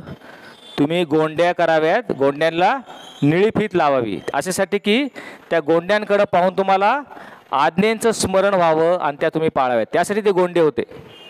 गणना 15:37-29 आलं का लक्षात? तर त्यामुळे हे लोक काय करायचे, त्यांचे गोंडे मोठे करायचे. आणि अजून काय करायचे, जेवणा 6वं वचन मत्तई 23:6, जेवणावळीतील श्रेष्ठ स्थाने, सभास्थानातील श्रेष्ठ आसने, बाजारात नमस्कार घेणे, लोकांकडून गुरुजी म्हणून घेणे, हे त्यास आवडते. तरी त्या आपणास गुरुजी म्हणून घेऊ नका, कारण तुमचा गुरु एक आहे. म्हणजे ह्या लोकांना काय काय आवडत होतं? सभास्थानात उच्च स्थानावर बसायचं, उच्च आसन घ्यायचं. आपल्याला कुणीतरी गुरुजी गुरुजी म्हटलं की त्यांना ते आवडायचं. मग ह्या सगळ्या लोकांना उद्देशून तो म्हणतो, तुम्ही स्वतःला उंचवत आहात. आणि खाली मग येशू ख्रिस्त काय म्हणतो, जो कोणी स्वतःला उंचवेल तो लबला झाला. हा त्याचा अर्थ होता येशू. म्हणून ते येशू त्यांचा निषेध करतो. तुम्ही जर 23वा पूर्ण अध्याय पाहिला तर जवळजवळ 7 वेळा त्यांनी या यहुदी लोकांना, पुरुषी लोकांना काय म्हटलं? अहो अहो ढोंग्यांनो, अहो सापाच्या पिल्लांनो, तुमची केवढी दुर्दशा होणार. 7 वेळा त्यांनी म्हटलेले. पहा 13वं वचन काय म्हणतं, 23-13.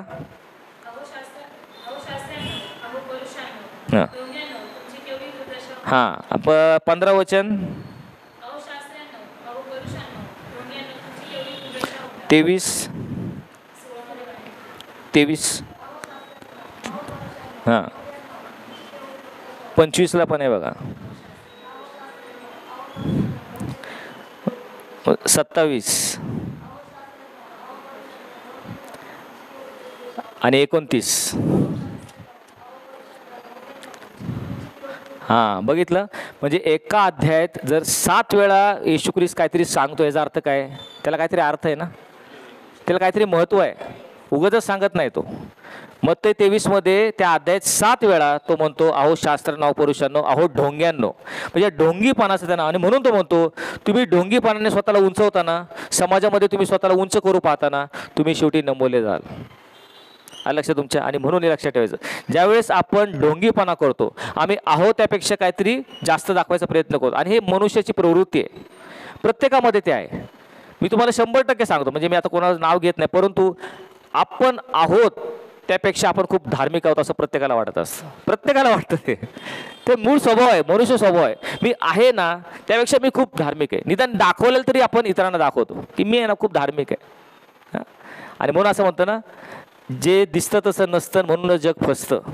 म्हणून आपण नाही किंवा नसतो तसं आपण असावं, निदान इतरांना तसं दिसावं, त्यावर सगळ्यांनी फसावं, यासाठी जो आजन्म धडपड करतो त्याचंच नाव माणूस. आलं का लक्षात? आपण नाही किंवा नसतो तसं आपण असावं, निदान इतरांना तसं दिसावं, यासाठी जो आजन्म धडपड करतो त्याचंच नाव माणूस आहे. की मी इतरांना दिसलं पाहिजे, असं मी जरी नाही तरी मी तसं दिसलं पाहिजे. असेच होते शास्त्रीय पुरुषी लोक आणि असेच आपण देखील आहोत. आणि म्हणून तो म्हणतो तुम्ही उंच व्हायला पाहता ना, एक दिवस तुम्ही नमवलं जाणार आहात. लक्षात तुमच्या. आणि त्याचा मागच्या वेळेस उदाहरण पाहिलं होतं, पुन्हा एकदा आपण पाहूयात. लुसिफर आणि येशू. लुसिफर कोणाचा आपण माहिती आहे, देवदूत होता एक, नाही का. त्याच्याविषयी काय म्हटलेलं आहे तुम्ही जर यशामध्ये वाचलं तर यशाचं मला वाटतं 14वा अध्याय, त्यामध्ये काय म्हटलं माहिती आहे का, हे देदीप्यमान तार्या, हे प्रभात पुत्रा, तू कुठून पडल्यास, राष्ट्रास लोळवण्याला तुला धुळीत कसं मिळवलं.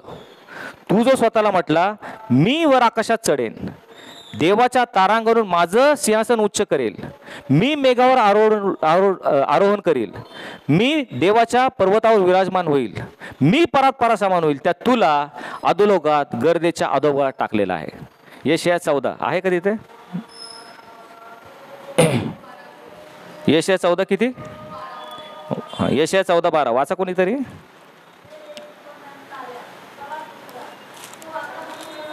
हां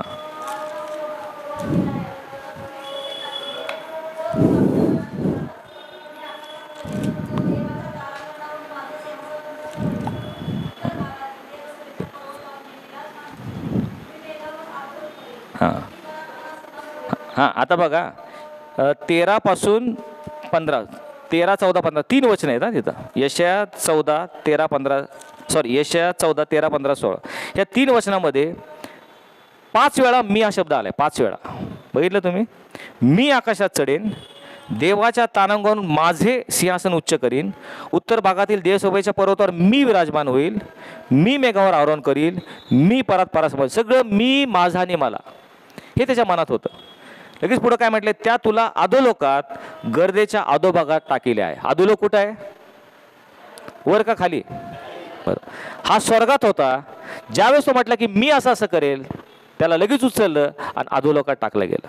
जो स्वतःला उंच येतो तो नववीला जाईल. म्हणजे जर आपण देवाच्या दृष्टिकोनातून कदाचित एखादा देवदूत असू, लुसिफरसारखं आमचं काम असेल, पण ज्या क्षणी मी स्वतःला उंच करतो त्या क्षणी एका देवदूताचा सैतान व्हायला वेळ लागत नाही. एका क्षणात हा देवदूत, जो अभिषिक्त करूप, एक अभिषिक्त देवदूत, पाकर घालणारा, मोठा व्यापार होता त्याचा, सर्वांग सुंदर, ज्ञानपूर्ण, या सर्व गोष्टी त्याच्यामध्ये होता, एका क्षणात तो सैतान झाला, देवाचा एक नंबरचा कट्टर हाडवैरी झाला. तसंच तुम्ही आणि मी जरी आपण देवदूतासारखे आज असलो, पण ज्या क्षणी मी स्वतःला उंचवायचा करायला पाहतो, देवाच्या गौरवाला मी हात लावतो, मी असं केलं, मी संदेश दिल्यामुळे असं झालं, मंडळीमध्ये मी असं केल्यामुळे मंडळी चालली असं म्हणायला लागतो, त्यावेळेस त्या देवदूताचा लगेच सैतान उभा होतो. आणि म्हणून जो कोणी स्वतःला उंच येतो तो नववीला जाईल. त्याच्या उलट येशूने काय केलं, वरून तो खाली आला, स्वर्गातून तो खाली आला, मनुष्य झाला, दासाचं स्वरूप धारण केलं.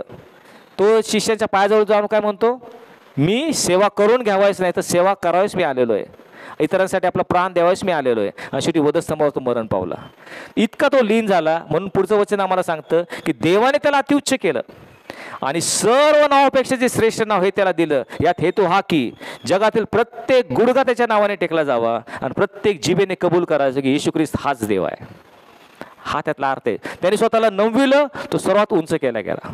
येशू ख्रिस्त सर्वात उंच आहे आणि ह्या देवदूताने स्वतःला उंच करायचा प्रयत्न केला, त्याला खाली टाकण्यात आलं. आणि म्हणून आम्ही लक्षात ठेवलं पाहिजे, जो स्वतःला उंच येतो तो नववीला जाईल, जो स्वतःला नववितो तो उंच केला जाईल. हा विरोधाभास आहे, परंतु आम्ही अतिशय महत्त्वाची गोष्ट आम्ही लक्षात ठेवलं पाहिजे. अजून एक उदाहरण आहे. ओके, नाही पुढच्या ह्याला जाऊयात. हां, 1 पेत्र 5:9 एक वचन आपण पाहूया आणि मग पुढे जाऊया. 1 पेत्र 5:9 काय म्हटले बघा, सुंदर वचन. 1 पेत्र 5:9 काय म्हटले तिथं. हां तुम्हाला माहीत आहे की जगातील तुमच्या बंधुवर्गाला अशी दुःखे भोगावी लागत आहेत. 1 पेत्र 5:9 तेच आहे. काय म्हटलंय? नाही नाही 1 पेत्र 5:6 आहे बरं का ते. 1 पेत्र 5:6. हां हां, देवाच्या पराक्रमी हाताखाली लीन व्हा यासाठी की त्यांनी योग्य वेळी तुम्हाला उंच करावे. ही आमची आज्ञा आहे. देवाचा हात पराक्रमी आहे, त्याच्यावर आपण जाऊ शकत नाही. त्याच्या पराक्रमी हाताखाली तुम्ही लीन व्हा, तुम्ही नम्र व्हा, तुम्ही त्या ठिकाणी खाली या, नमविलं जा, म्हणजे देव तुम्हाला योग्य वेळी उंच करेल. त्याला एक वेळ आहे. प्रत्येक गोष्टी देवाला एक वेळ असते, एक समय असतो, त्यावेळेस तो तुम्हाला उंच केल्याशिवाय राहणार नाही. आणि म्हणून 1 पेत्र 5:6 लक्षात ठेवा. देवाच्या पराक्रमी हाताखाली लीन व्हा, म्हणजे तो तुम्हाला योग्य वेळी उंच करेल. बरं, म्हणजे जो कोणी स्वतःला उंचवितो तो नमविला जाईल, जो स्वतःला नमवितो तो उंच केला जाईल. 8वा विरोधाभास आहे जगण्यासाठी मेलं पाहिजे. जगण्यासाठी मेलं पाहिजे. तुम्हाला जगायचं आहे, सार्वकालिक जीवन पाहिजे, मरणं गरजेचं आहे. जगण्यासाठी मेलं पाहिजे. 2 तिमोथी 2:11 वाचा बरं. 2 तिमोथी 2:11. हे वचन विश्वसनीय आहे की जर आपण त्याच्याबरोबर मेलो तर त्याच्याबरोबर जिवंतही राहू. बघितलं, हे वचन विश्वसनीय आहे. तो म्हणतो ह्याच्यावर विश्वास ठेवण्यासारखं आहे, ट्रस्टवर्दी असं म्हटलंय. काय वचन आहे? जर आपण त्याच्याबरोबर मेलो तर आपण त्याबरोबर जिवंत. तुम्हाला त्याबरोबर जिवंत राहायचंय, त्याबरोबर मेलं पाहिजे. हे वचन आहे ते. जर आपण त्याच्याबरोबर मेलो तर त्याबरोबर आपण जिवंतही राहू. आणखी एक असं वचन आहे, ते सुद्धा पाहूयात, म्हणजे त्याला एक दुजोरा मिळतो. रोमकरासपत्र 6:8. रोमकरासपत्र 6:8 काय म्हटलंय तिथं? आपण ख्रिस्ताबरोबर मरण पावलो असल्यास त्याच्याबरोबर जिवंतही राहू असा आपला विश्वास आहे. आपण ख्रिस्ताबरोबर मरण पावलो असल्या त्याबरोबर आपण जिवंतही राहू असा आपला विश्वास आहे. त्याबरोबर तुम्हाला जिवंत राहायचंय, ख्रिस्ताबरोबर आम्ही मरण पावलं पाहिजे. आता ख्रिस्ताबरोबर मरायचं म्हणजे काय, ह्याचा अर्थ काय होतो बरं? म्हणजे मेलं तर मग कसं काय आम्ही जीवन जगणार, नाही का? हां, माझा जो जुना मनुष्य आहे माझ्यातला, तो मी त्या वधस्तंभाला खेळला पाहिजे. माझा जुना मनुष्य. आणि हे कुठं म्हटले? तिथंच पुढे मला वाटतं 6वं वचन पहा. रोम 6:6 मध्ये काय म्हणतंय? हे आपल्याला ठाऊक आहे की हां, हे पापाच्या अधीन असलेले शरीर नष्ट होऊन आपण ह्यापुढे पापाची दासी करू नये म्हणून आपल्यातील जुना मनुष्य त्याच्याबरोबर वधस्तंभावर खेळला गेला. हां, आपल्यातील जुना मनुष्य त्या वधस्तंभावर खेळला पाहिजे. म्हणजे माझ्यातला जुना मनुष्य म्हणजे कोण? माझ्यामध्ये पाप करू इच्छिणारा जो मनुष्य आहे, जो आदामापासून मला मिळालेला आहे. नेहमी माझी पापाकडे प्रवृत्ती असते, देवाच्या दृष्टिकोनातून वाईट ते मी करतो, देवाच्या आज्ञा मी मोडतो. हा जो माझा पापिष्ट स्वभाव आहे, तो स्वभाव आम्ही त्या वधस्तंभाला रोज खिळून मारला पाहिजे, तर आम्ही ख्रिस्ताबरोबर जीवन जगू. हे त्यातला अर्थ आहे. आम्ही रोज रोज मेलं पाहिजे म्हणजे काय? माझ्या पापाला मी मेलं पाहिजे. माझ्यातला जो पापिष्ट स्वभाव असतो, अशुद्ध अमंगळ व्यभिचारी विचार माझ्या मनामध्ये येतात, त्याला मी रोज मारलं पाहिजे. माझी दुष्ट मनोवृत्ती आहे, इतरांबद्दल राग आहे, इतरांबद्दल द्वेष आहे, इतरांबद्दल मला मत्सर वाटतो, मनामध्ये स्वार्थ आहे, सर्व प्रकारचा लोभ आहे, ह्या रोज मी मारल्या पाहिजेत, ह्या ठेचून आम्ही ठार केल्या पाहिजेत, तर मी ख्रिस्ताबरोबर जिवंत जगू. ज्या वाईट वाईट कृती मी करतो, म्हणजे आचाराने, विचाराने, उच्चाराने जे पाप मी करतो, ते रोज माझा जुना मनुष्य वधस्तंभाला खिळला, तो मारला, म्हणजे मी ख्रिस्ताबरोबर जिवंत राहील. हा तो विरोधाभास आहे. जगायचं आहे तुम्हाला, रोज मेलं पाहिजे. ओके. 40 शुभवर्तमानात एकच गोष्ट अशी आहे की येशू ख्रिस्त म्हटलं तुम्ही दररोज केली पाहिजे. येशू ख्रिस्ताने असं कधी म्हटलं की तुम्ही दररोज प्रार्थना केली पाहिजे, असं कुठं वचन आहे का? दररोज प्रार्थना केलीच पाहिजे किंवा दररोज पवित्र सहभागिता प्रबोधन घेतलंच पाहिजे असं कुठे लिहिलंय का? किंवा दररोज तुम्ही शास्त्र वाचलंच पाहिजे असं येशू ख्रिस्त म्हटलं का? एकच गोष्ट म्हटलं की तुम्ही दररोज केली पाहिजे. ती कोणती? लूक 9:23 मला वाटतं. वाचा बरं, लूक 9:23. एकच गोष्ट म्हटलं दररोज तुम्ही करणं गरजेचं. लूक 9:23 काय म्हटले तिथं? त्याने सर्वच म्हटले, जर कोणी माझ्या मागे येऊ पावतो तर त्याने आत्मत्याग करावा व दररोज स्वतःचा वधस्तंभ उचलून घेऊन मला अनुसरावे. हां, दररोज बघा एकच शब्द इथे आले. दररोज त्यांनी काय केलं पाहिजे? स्वतःचा वधस्तंभ उचलून घेऊन त्याला अनुसरायचं. आत्मत्याग, वधस्तंभ घेणं म्हणजे काय? आत्मत्याग करणं. आलं लक्षात? त्याग करायचा म्हणजे काय? त्याग करायचा सोडून द्यायचं. काही गोष्टी आपल्याला हव्याशा असतात पण त्या सोडून द्यायच्या. आता बऱ्याचशा वाईट गोष्टी करणं आम्हाला आवडतं, आम्हाला हव्याशा वाटतात, ते केल्याने आम्हाला थोडंसं तात्पुरतं सुख मिळतं आणि आम्हाला त्या परत परत करायच्या वाटतात किंवा पाहाव्याशा वाटतात किंवा मनात बाळगाव्याशा वाटतात. ह्या सर्वांचा त्याग करायचा, ह्या सोडून द्यायचं. म्हणजेच रोज आपला वधस्तंभ घ्यायचा आणि माझा जो स्व आहे, माझा मी आहे, तो त्या वधस्तंभाला मारायचा, खेळायचा. म्हणजे माझ्या इच्छेप्रमाणे नाही तर देवाच्या इच्छेप्रमाणे वागायचं. तसं जर तुम्ही केलं तर तुम्ही देवाबरोबर जगाल. लक्ष तुमच्या रोज रोज आपल्या स्वतःला मारायचं. आणि म्हणून येशू ख्रिस्त एकच गोष्ट समजा, येशू ख्रिस्ताचं जीवन जे पाहिलं तुम्ही 33.5 वर्ष, ह्या येशू ख्रिस्ताचं जीवनाचं सार एकच वचनामध्ये सांगायचं तर ते कोणतं वचन असेल? संपूर्ण त्याचं आत्मचरित्र, जीवनचरित्र एका वचनात तुम्हाला सांगायचं की येशू ख्रिस्त ह्या जगात आला, त्यांनी संदेश दिले, दाखले दिले, मरण पावला, पुनरुत्थित झाला, उठला, परत गेला. हे सर्वाचं सार जर असेल ना, एका वाक्यामध्ये, एका वचनामध्ये सांगायचं असेल तर ते वचन म्हणजे जशी तो आपल्यावर काय वचन ते योहान 6:38 हे वचन कायम लक्षात ठेवा. योहान 6:38 कारण मी स्वतःच्या इच्छेप्रमाणे नव्हे तर ज्याने मला पाठवले त्याच्या इच्छेप्रमाणे करावे म्हणून स्वर्गातून उतरलो आहे. बस ही एकच गोष्ट येशू ख्रिस्ताने त्याच्या 33.5 वर्षामध्ये केली. काय केली? मी स्वतःच्या इच्छेप्रमाणे नाही तर ज्याने मला पाठवले त्याच्या इच्छेप्रमाणे मी जीवन जगण्यासाठी आलो. हेच येशूने केलं. वधस्तंभावर जाणं त्यातला फक्त एक भाग होता. आला का लक्षात तुमच्या? वधस्तंभावर जाणं हा एक भाग होता. देवाची इच्छा, पित्याची इच्छा होती म्हणून तो वधस्तंभावर गेला. पण पित्याची इच्छा होती त्यावेळेस तो संदेश सांगत होता. पित्याची इच्छा होती त्यावेळेस तो रोग्यांना बरं करत होता.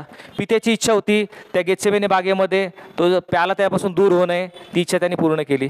प्रत्येक गोष्ट जर तुम्ही पाहिली तर स्वतःची इच्छा मारून पित्याची इच्छेप्रमाणे ते केली. हेच त्या जीवनाचं सार आहे. आणि ते सार जर आम्ही आमच्या जीवनाचं करून घेतलं तर आम्ही येशू ख्रिस्तासारखं होऊ.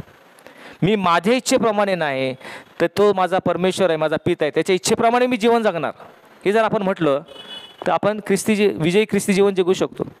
फार सोपं आहे ते. आणि म्हणून एकाने खूप असं म्हटलेलं आहे की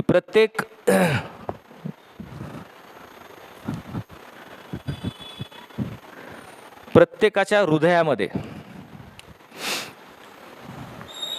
हृदय लालनी काढतो बरं का मी, प्रत्येकाच्या हृदयामध्ये एक सिंहासन आहे आणि एक वधस्तंभ आहे.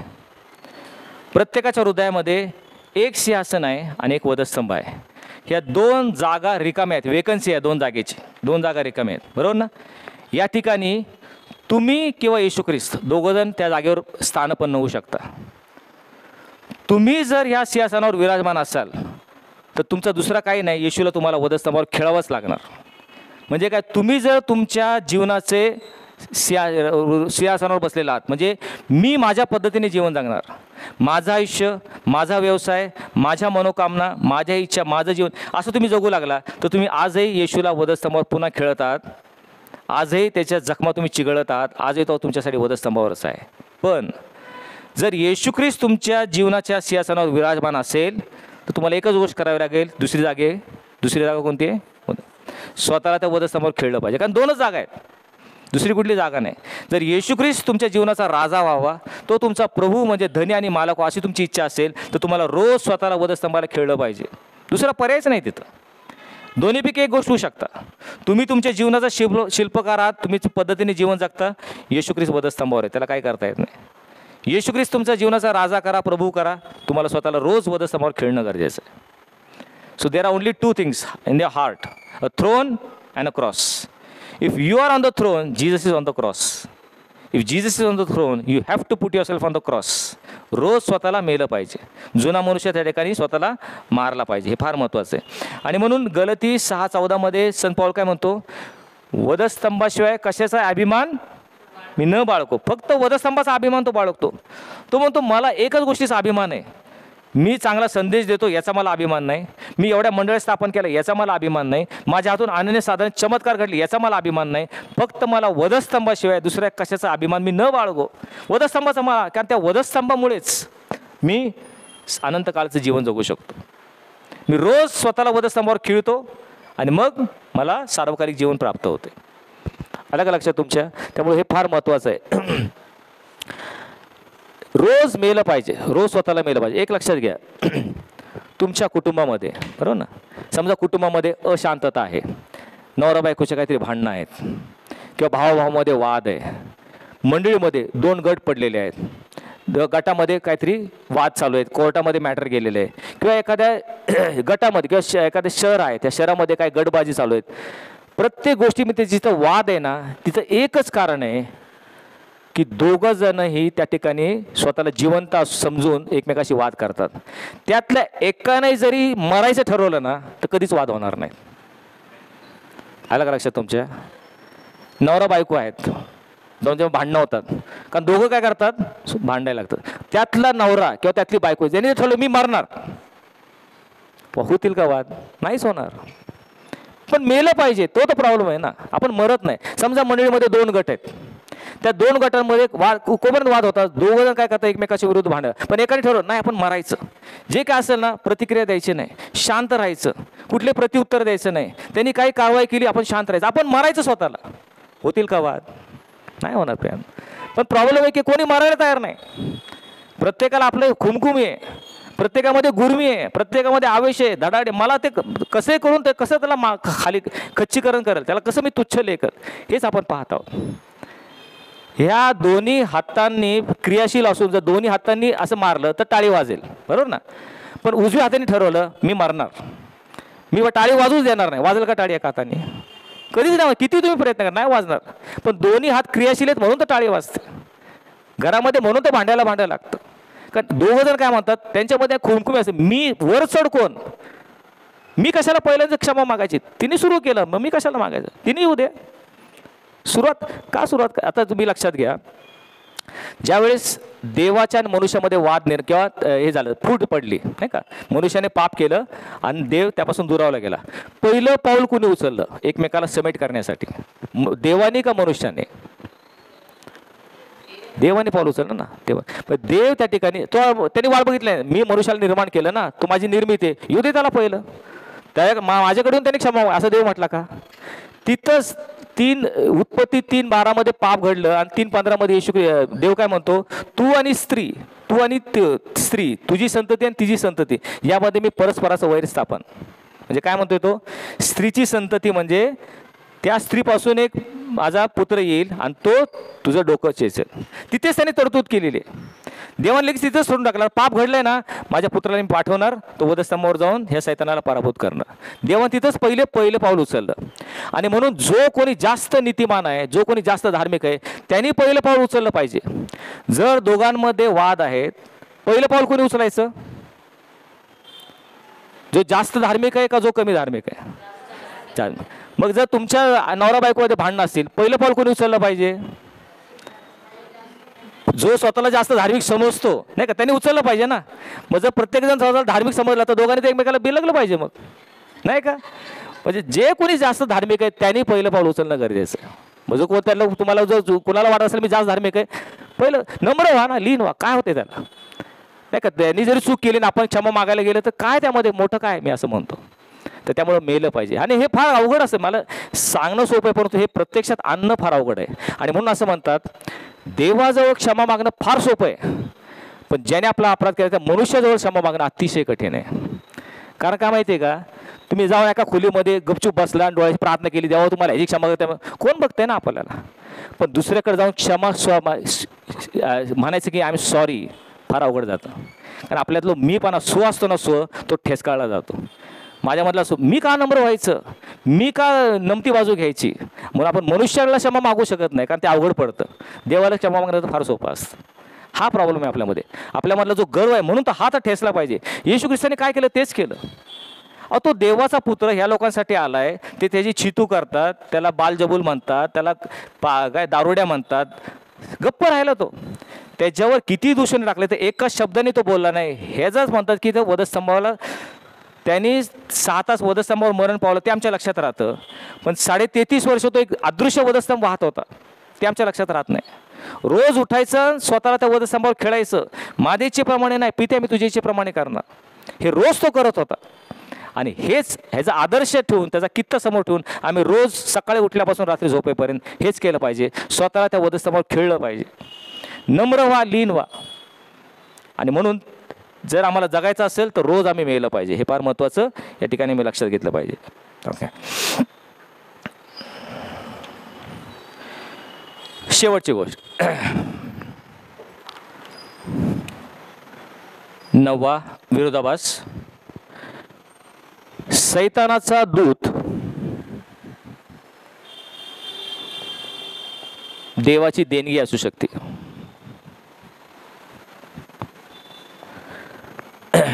सैतानाचा दूत ही देवाची देणगी असू शकते. आता विरोधाभास आहे नाही का, सैतानाचा दूत आणि देवाची देणगी कशी काय, नाही का. तर पौलाचं उदाहरण आपल्या सर्वांना ठाऊक आहे. पौल हा ज्यावेळेस शौलाचा पौल झाला त्यावेळेस त्याला प्रगटीकरण झालं, त्यामध्ये तो खूप पुढे गेलेला होता आणि त्याच्यामुळं त्याच्यामध्ये गर्व येऊ शकत होता. आणि आपल्याला माहिती आहे ज्यावेळेस आमच्यामध्ये गर्व येतो त्यावेळेस परमेश्वर गर्विष्ठ जो आहे त्याला तो विरोध करतो, कारण त्याचं वचन आहे. 1 पेत्र 5:5 मध्ये म्हटलेलं आहे, जो गर्विष्ठ आहे त्याला मी विरोध करतो आणि जो लीन आहे त्याच्यावर मी कृपा करतो. हे देवाचं वचन आहे कोणाला. आणि म्हणून ह्या संत पौलामध्ये गर्व येऊ नये म्हणून तो म्हणतो, माझ्या शरीरात एक काटा म्हणजे मला ठोसे मारण्याकरता काय ठेवला आहे, सैतानाचं दूध ठेवलेलं आहे. दूध ठेवलं, त्यामध्ये काहीतरी व्याधी होता आणि तो सैतानाचं दूध त्याला ठोसे मारत होता. त्याला व्याधी होता, त्याला काहीतरी त्रास होत होता, काय म्हणतात त्याचं पोट दुखत होतं, काय म्हणतात त्याला दृष्टी नीट त्याला दिसत नव्हतं. पण तो म्हणतो हा व्याधी माझ्यापासून तू दूर कर, हा आजार तू माझ्यापासून काढून टाक, असं संत पौल प्रभूला 3 वेळा विनंती करतो. पण प्रभू काय म्हणतो, माझी कृपा तुला पुरी आहे, कारण तुझ्या अशक्तपणात माझी शक्ती कार्य करते. म्हणजे ही देवाची देणगी त्याला होती. जरी तो आपल्याला सैतानाचा दूत वाटला तरी ती देवाची देणगी होती, कारण तो सैतानाचा दूत जर काढून घेतला असतं तर त्याच्यामध्ये काय झालं असतं, गर्व निर्माण झाला. गर्व निर्माण झाला असतं, देवाला काय करावं लागलं असतं त्याचा विरोध, कारण त्या देवाचं वचन हे कोणासाठी बदलत नाही. पौल फार वाईट वागला किंवा त्याच्या विरुद्ध गेला असं नाही. ज्या ज्या वेळेस तुम्ही कुठेही जर तुमच्यामध्ये गर्व आला, किती तुम्ही मोठे असू द्या, पौलासारखे असू द्या, मोशेसारखे असू द्या, दाविदासारखे, किती मोठं कार्य तुम्ही केलेलं असू द्या, ज्या क्षणी तुमच्यामध्ये गर्व येणार त्या क्षणी देव तुम्हाला विरोध करणार, कारण त्याचं वचन आहे, ते वचन कधी बदलत नाही. आणि म्हणून कधी कधी देव काय करतो, सैतानाचं दूध ठेवतो आमच्या वैयक्तिक जीवनामध्ये. एखादा काहीतरी व्याधी, काहीतरी आजार, काहीतरी उणीव, काहीतरी कमतरता ही ठेवतो मुद्दामून, का, कारण आम्ही नम्र व्हायला पाहिजे. ती देवाची देणगी असते आमच्यासाठी. आम्हाला ते आत्ता कळत नाही, आम्हाला असं वाटतं का तू ठेवलायस हा सैतानाचा दूत माझ्या जीवनामध्ये, माझ्या कुटुंबामध्ये, माझ्या मंडळीमध्ये, का तू हा ठेवलेला आहे सैतानाचा दूत, हा रोज मला ठोसे मारतो, ह्याच्यामुळे मला त्रास होतो. पण देव काय म्हणतो, ही माझी तुला देणगी आहे, ही माझी गिफ्ट आहे तुला. जरी तुला वाटतं सैतानाचा दूत आहे, माझी गिफ्ट आहे, कारण ही जर मी काढून घेतली तर काय होईल, तुझ्यामध्ये गर्व होईल आणि ते मला नको आहे. मला तुझ्या आत्म्याचा नाश झालेला बघवणार नाही.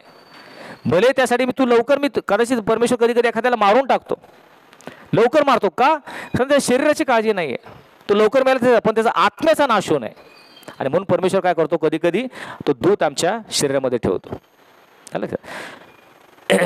ह्या जगामध्ये म्हणजे एक प्रश्नाचं उत्तर मला द्यायचं, ह्या जगामध्ये सर्वात म्हणजे मानवजातीच्या इतिहासामध्ये आदामापासून आतापर्यंत सर्वात वाईट गोष्ट किंवा सर्वात भयंकर गोष्ट आतापर्यंत कोणती झाली असेल. आता बघा अनेक गोष्टी झाल्यात.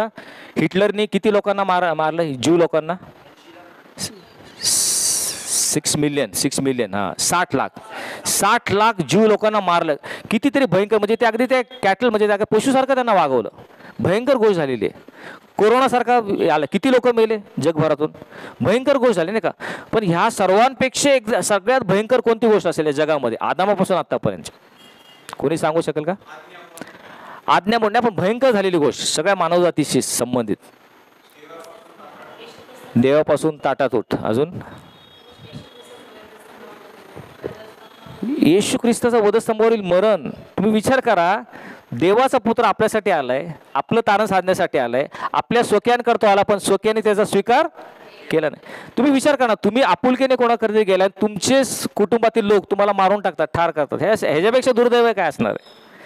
म्हणजे या जगातील सर्वात वाईट गोष्ट कोणती झाली असेल तर देव मानवरूप धारण करून जगात आला आणि मनुष्याने त्याच्या निर्मितीनं त्याला वधस्तंभावर केला. सगळ्यात वाईट गोष्ट झालेली आहे. ह्याच्यापेक्षा दुर्दैव कुठलंच असू शकत नाही, नाही का?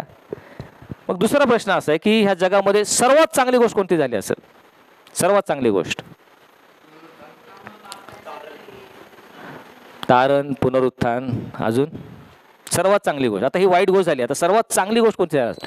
पुनरुत्थान सांगितलं, तारण सांगितलं, पवित्र आत्मा येणं, त्याच्यापेक्षा चांगली? तेच उत्तर आहे. ह्या जगात सर्वात वाईट गोष्ट कोणती असेल तर येशूचं वधस्तंभावर जाणं, आणि सगळ्यात चांगली गोष्ट म्हणजे येशूचं वधस्तंभावर जाणं. हे सगळ्यात चांगली गोष्ट झाली. कारण ते झालं नसतं आपल्याला तारणच मिळालं नसतं, ते झालं नसतं तर पुनरुत्थान नाही, ते झालं नसतं पवित्र आत्मा आला नसतं. जे तुम्ही सगळ्या गोष्टी सांगितल्या ना, ते वधस्तंभावर तो मरण पावला म्हणून तर सगळ्या गोष्टी झाल्या. म्हणून जो सैतानाचा दूत आपल्याला वाटतो तो काय होतं? खरं तर देवाची देणगी होती. तुम्हाला वाटतं हे वाईट का माझ्याकडे झालं, मी आज असं का, माझ्या जीवनात असं का, ही वाईट गोष्ट का, माझ्या कुटुंबात असं का, पण ती सगळ्यात चांगली गोष्ट करतो परमेश्वर. वाईटाचं रूपांतर करून तो काय करतो? ती चांगली म्हणून करत असतो. हे आमच्या आत्ता लक्षात येत नाही, त्यानंतर लक्षात येईल. योबाच्या जीवनामध्ये पहा काय भयानक परिस्थिती होती, नाही का? तिथं वर स्वर्गात देवाचं सैतानाचं वाद चालू आहे. तिथं त्याच्या वादामुळे बिचारा योब तिथं त्रास खातोय. त्या योबाला माहिती पण नाही की तिथं माझ्यासाठी देवाने चॅलेंज केली सैतानाला, आणि सैतानीवर मला त्रास, हे योबाला माहिती नव्हतं. पण एका दिवसात काय झालं? सर्व काय होतं सर एका क्षणामध्ये. कधी कधी ते व्हिडिओ पाहतात, दाखवतात आपल्याकडे, डिस्ट्रॉईड इन सेकंड्स. हे तुम्ही पाहिलं कधी? काही क्षणामध्ये सगळं उद्ध्वस्त होतं, एखादं प्लेन उडलं जातं किंवा असं. तसं मला ते योबाविषयी वाटतं, डिस्ट्रॉईड इन सेकंड्स.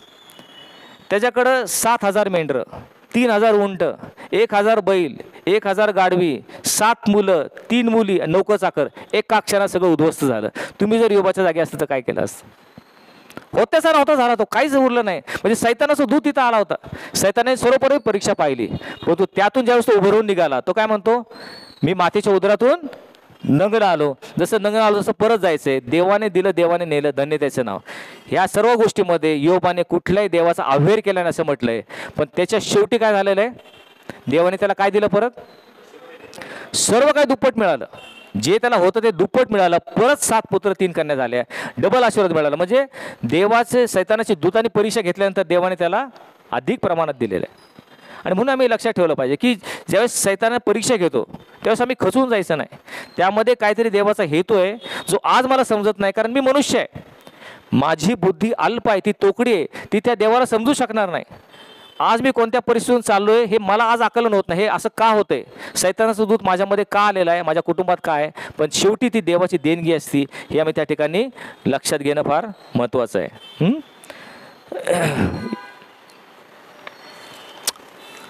कुणाला काय प्रश्न विचारतात?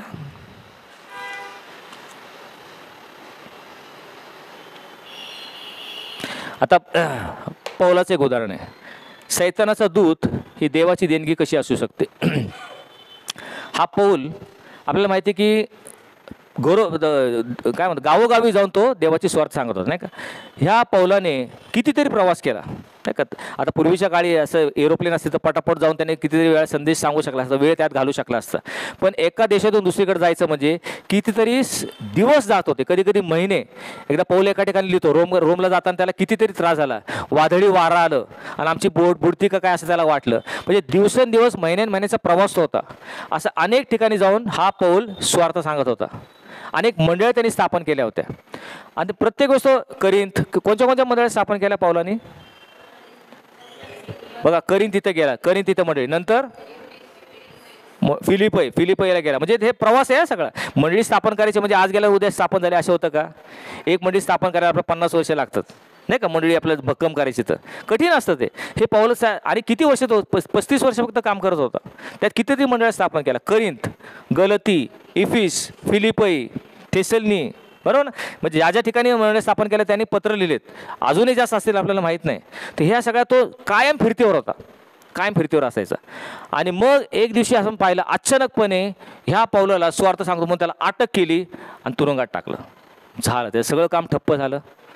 आता लोक त्या ठिकाणी प्रार्थना करत होते, प्रभू हा तुझा दास आहे, हा मंडळींना स्वार्थ सांगतो. आता केजरीवाल अटक झाल्यावर कसं झालं? नाही का, त्याला तिथं भाषण द्यायचं होतं आणि त्याला किती दिवस त्याला आत ठेवलं होतं. मग त्याला एक वाईट वाटत होतं. तसं ह्या मंडळीला वाईट वाटत असेल की पौल माझा देवाचा सेवक आहे, त्याला आता बाहेर आलं पाहिजे, लोकांशी बोललं पाहिजे, पण तो तुरुंगात आहे. झालं का, सैतानाच तिथं आला. परंतु ज्या वेळेस हा संत पौल तुरुंगात गेला त्यावेळेस त्याच्याकडून एक मोठी कामगिरी झाली जी कधीच भरून निघणार नव्हती. आणि ती म्हणजे कोणची? काय केलं त्याने तुरुंगात? 4 पत्र त्यांनी तुरुंगात बसून लिहिलेत. हा लक्षात. तिचं जर तो बोलला असतं तर काय मंडळांना फक्त ऐकू आलं असतं, पण ते 4 पत्र 2000 वर्ष आपण आत्तापर्यंत ऐकतो. त्या आपण कितीतरी गोष्टीची उन्नती आपली होती. हा देवाचं दूध त्या मागं होता. सैतानाचा दूध होता, पण देवाने जो वापर कसा करून घेतला, त्याची देणगी म्हणून केला. तुरुंगात टाकला. पावला तू खूप धावपळ करतोस, तुला आता थोडं थांबलं पाहिजे. फक्त तुझ्या पिढीपुरतं नाही, पिढ्यानपिढ्या तुझं वचन ऐकतील असं मी सोय करणार आहे. तू थोडासा विसावा घे, तुरुंगात जा. आणि तुरुंगात त्यांनी पत्र लिहिलं. फिलिपिकरास पत्र, इफिसकारास पत्र, 4 पत्र त्यांनी तुरुंगात लिहिलेली आहेत. आणि ती पत्र आजही आपण वाचतो. त्याच्यावर PhD केली जाते, अनेक गोष्टी लिहिल्या जातात, अनेक विचार त्यातून येतात. हे का होतं? कारण सैतानाचं दूध शेवटी देवाची देणगी ठरली. अशा गोष्टीत हे आपल्याला आता लक्षात येत नाही.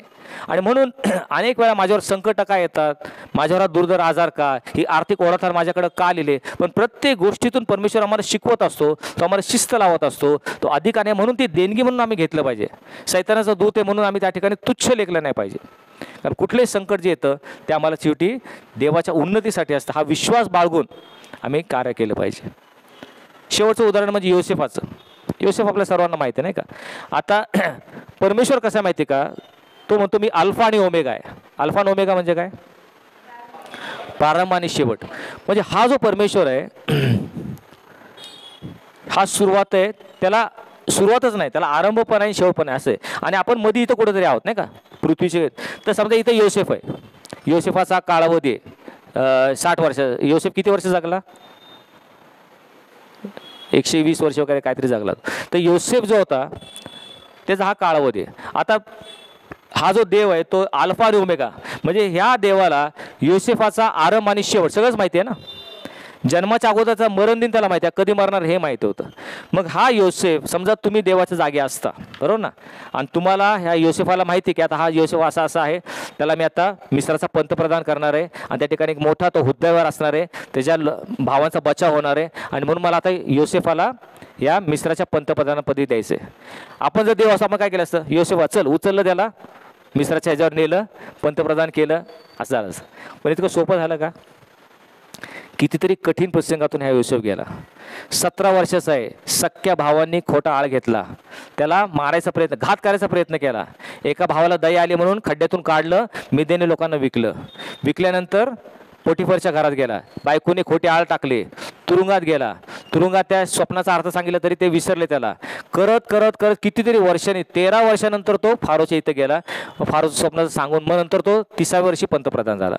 म्हणजे 12 वर्षापासून 30व्या वर्षापर्यंत 17 वर्ष त्याला सैतान ठोसे मारत होता. पण हे त्याच वेळेस त्याला सांगितलं नाही. ही देवाची गंमत आहे. कष्टातून जात असताना, संकटातून जात असताना तुझे चांगले दिवस आहेत हे देव त्यावेळेस त्याला सांगत नाही, ते आपल्याला नंतरच कळतं. प्रत्येक पाऊला गणिक आपल्याला हळूहळू ते समजतं. आणि म्हणून प्रत्येकाचे ना उत्तम असे दिवस आहेत की तुमच्याकडून मोठं कार्य करून घ्यायचं असेल, पण ते आत्ताच सांगत नाही. प्रत्येक पाऊला गणिक तुम्हाला ते समजून घ्यावं लागतं, त्याचं रहस्य तुम्हाला समजावं लागतं.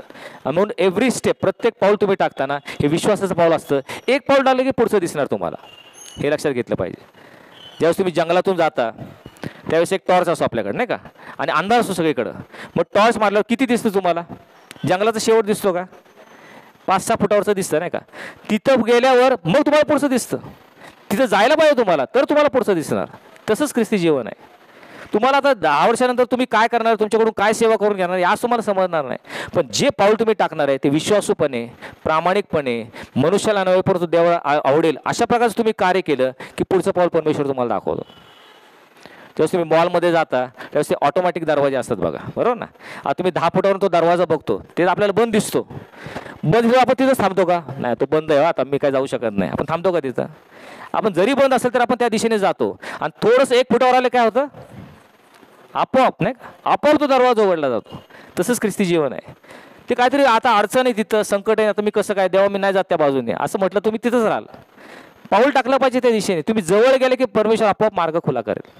जो सैतानाचं दूध आहे ते देवाची देणगी तुम्हाला त्यावेळेस समजेल. आणि म्हणून हे 9 आपण यावेळेस विरोधाभास पाहिलेत. रिव्हिजन करूया फक्त. पहिलं काय होतं? पहिले ते शेवटले, शेवटले ते पहिले. जितके तुम्ही पवित्र तितकं पापांची जाणीव अधिक होते. जगिक गोष्टी मिळवण्यासाठी स्वर्गीय गोष्टी मिळवा. सशक्त होण्यासाठी अशक्त झालं पाहिजे. ज्ञानी होण्यासाठी मूर्खतेची कबुली दिली पाहिजे. द्या म्हणजे तुम्हाला दिले जाईल. नंतर जो स्वतःला उंचवितो तो नवविला जाईल आणि जो नववितो तो उंच केला जाईल.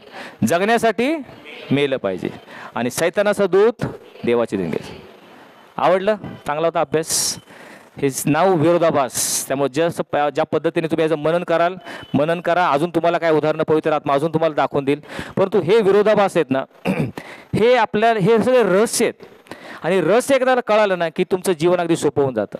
पवित्र आत्मा तुम्हाला चालवतो आणि मग कुठल्या गोष्टीमध्ये तुम्ही चिंताक्रांत होत नाहीत, काळजीत पडत नाहीत, नाही का. आणि त्यामुळे तुम्हाला प्रश्नाला कशी उत्तर द्यायची, संकटाला कसं सामोरं द्यायचं हे तुम्हाला आधी कळतं. पण हे रहस्य तुम्हाला समजले पाहिजेत. कारण जगातल्या कुठल्या व्यक्तीला समजणार नाही. हे जगिक ज्ञान नाही, हे स्वर्गीय ज्ञान आहे, परमेश्वरापासून प्रगट झालेलं आहे. आणि म्हणून हे फक्त जे त्याच्या आहारी जातात, जे त्याचा खोल त्या ठिकाणी अभ्यास करतात, जे परमेश्वराला झटून शोधतात, त्यांना हे रहस्य कळतात. आणि हे रहस्य तुम्ही वाचलं तर विजय ख्रिस्ती जीवन आपण जगू शकतो. काय प्रश्न कोणाला?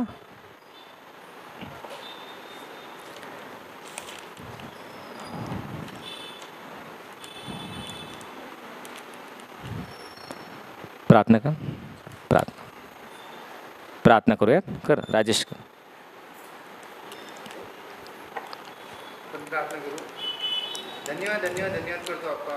सुंदरसा दिवस आपला त्याबद्दल तुझे आभार उत्तर मानतो आमच्या परमेश्वरा. अप्पा खूप लोकांना आजचा दिवस पाहायची इच्छा होती अप्पा,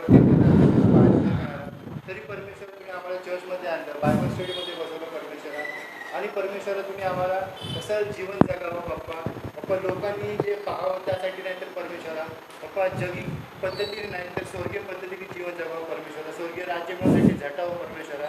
आणि परमेश्वरा प्रत्येक जे काही गलत गोष्टी सांगितल्या त्या पद्धतीने आम्ही जीवन जगावं परमेश्वर. त्यासाठी आम्हाला लागणारं मन अंतकन बुद्धीने ही प्रार्थना करतो आमच्या परमेश्वरा. आणि परमेश्वरा जे जे आम्ही शिकलो बाप्पा ते आम्ही आमच्या जीवनामध्ये काही लक्षात ठेवावं परमेश्वरा. आणि आम्ही स्वतः उंचावं परमेश्वरा. यासाठी नाही तर परमेश्वरा तुझं नाव उंचावलं जावं परमेश्वर. यासाठी आम्ही जगावी ही प्रार्थना करतो. आणि परमेश्वरा बाळ साहेबांना जास्तीत जास्त आशीर्वादित कर परमेश्वरा. त्यांच्या जीवनात परमेश्वर 30 पट 60 पट 100 पट 1000 पट परमेश्वर आशीर्वाद कर परमेश्वरा.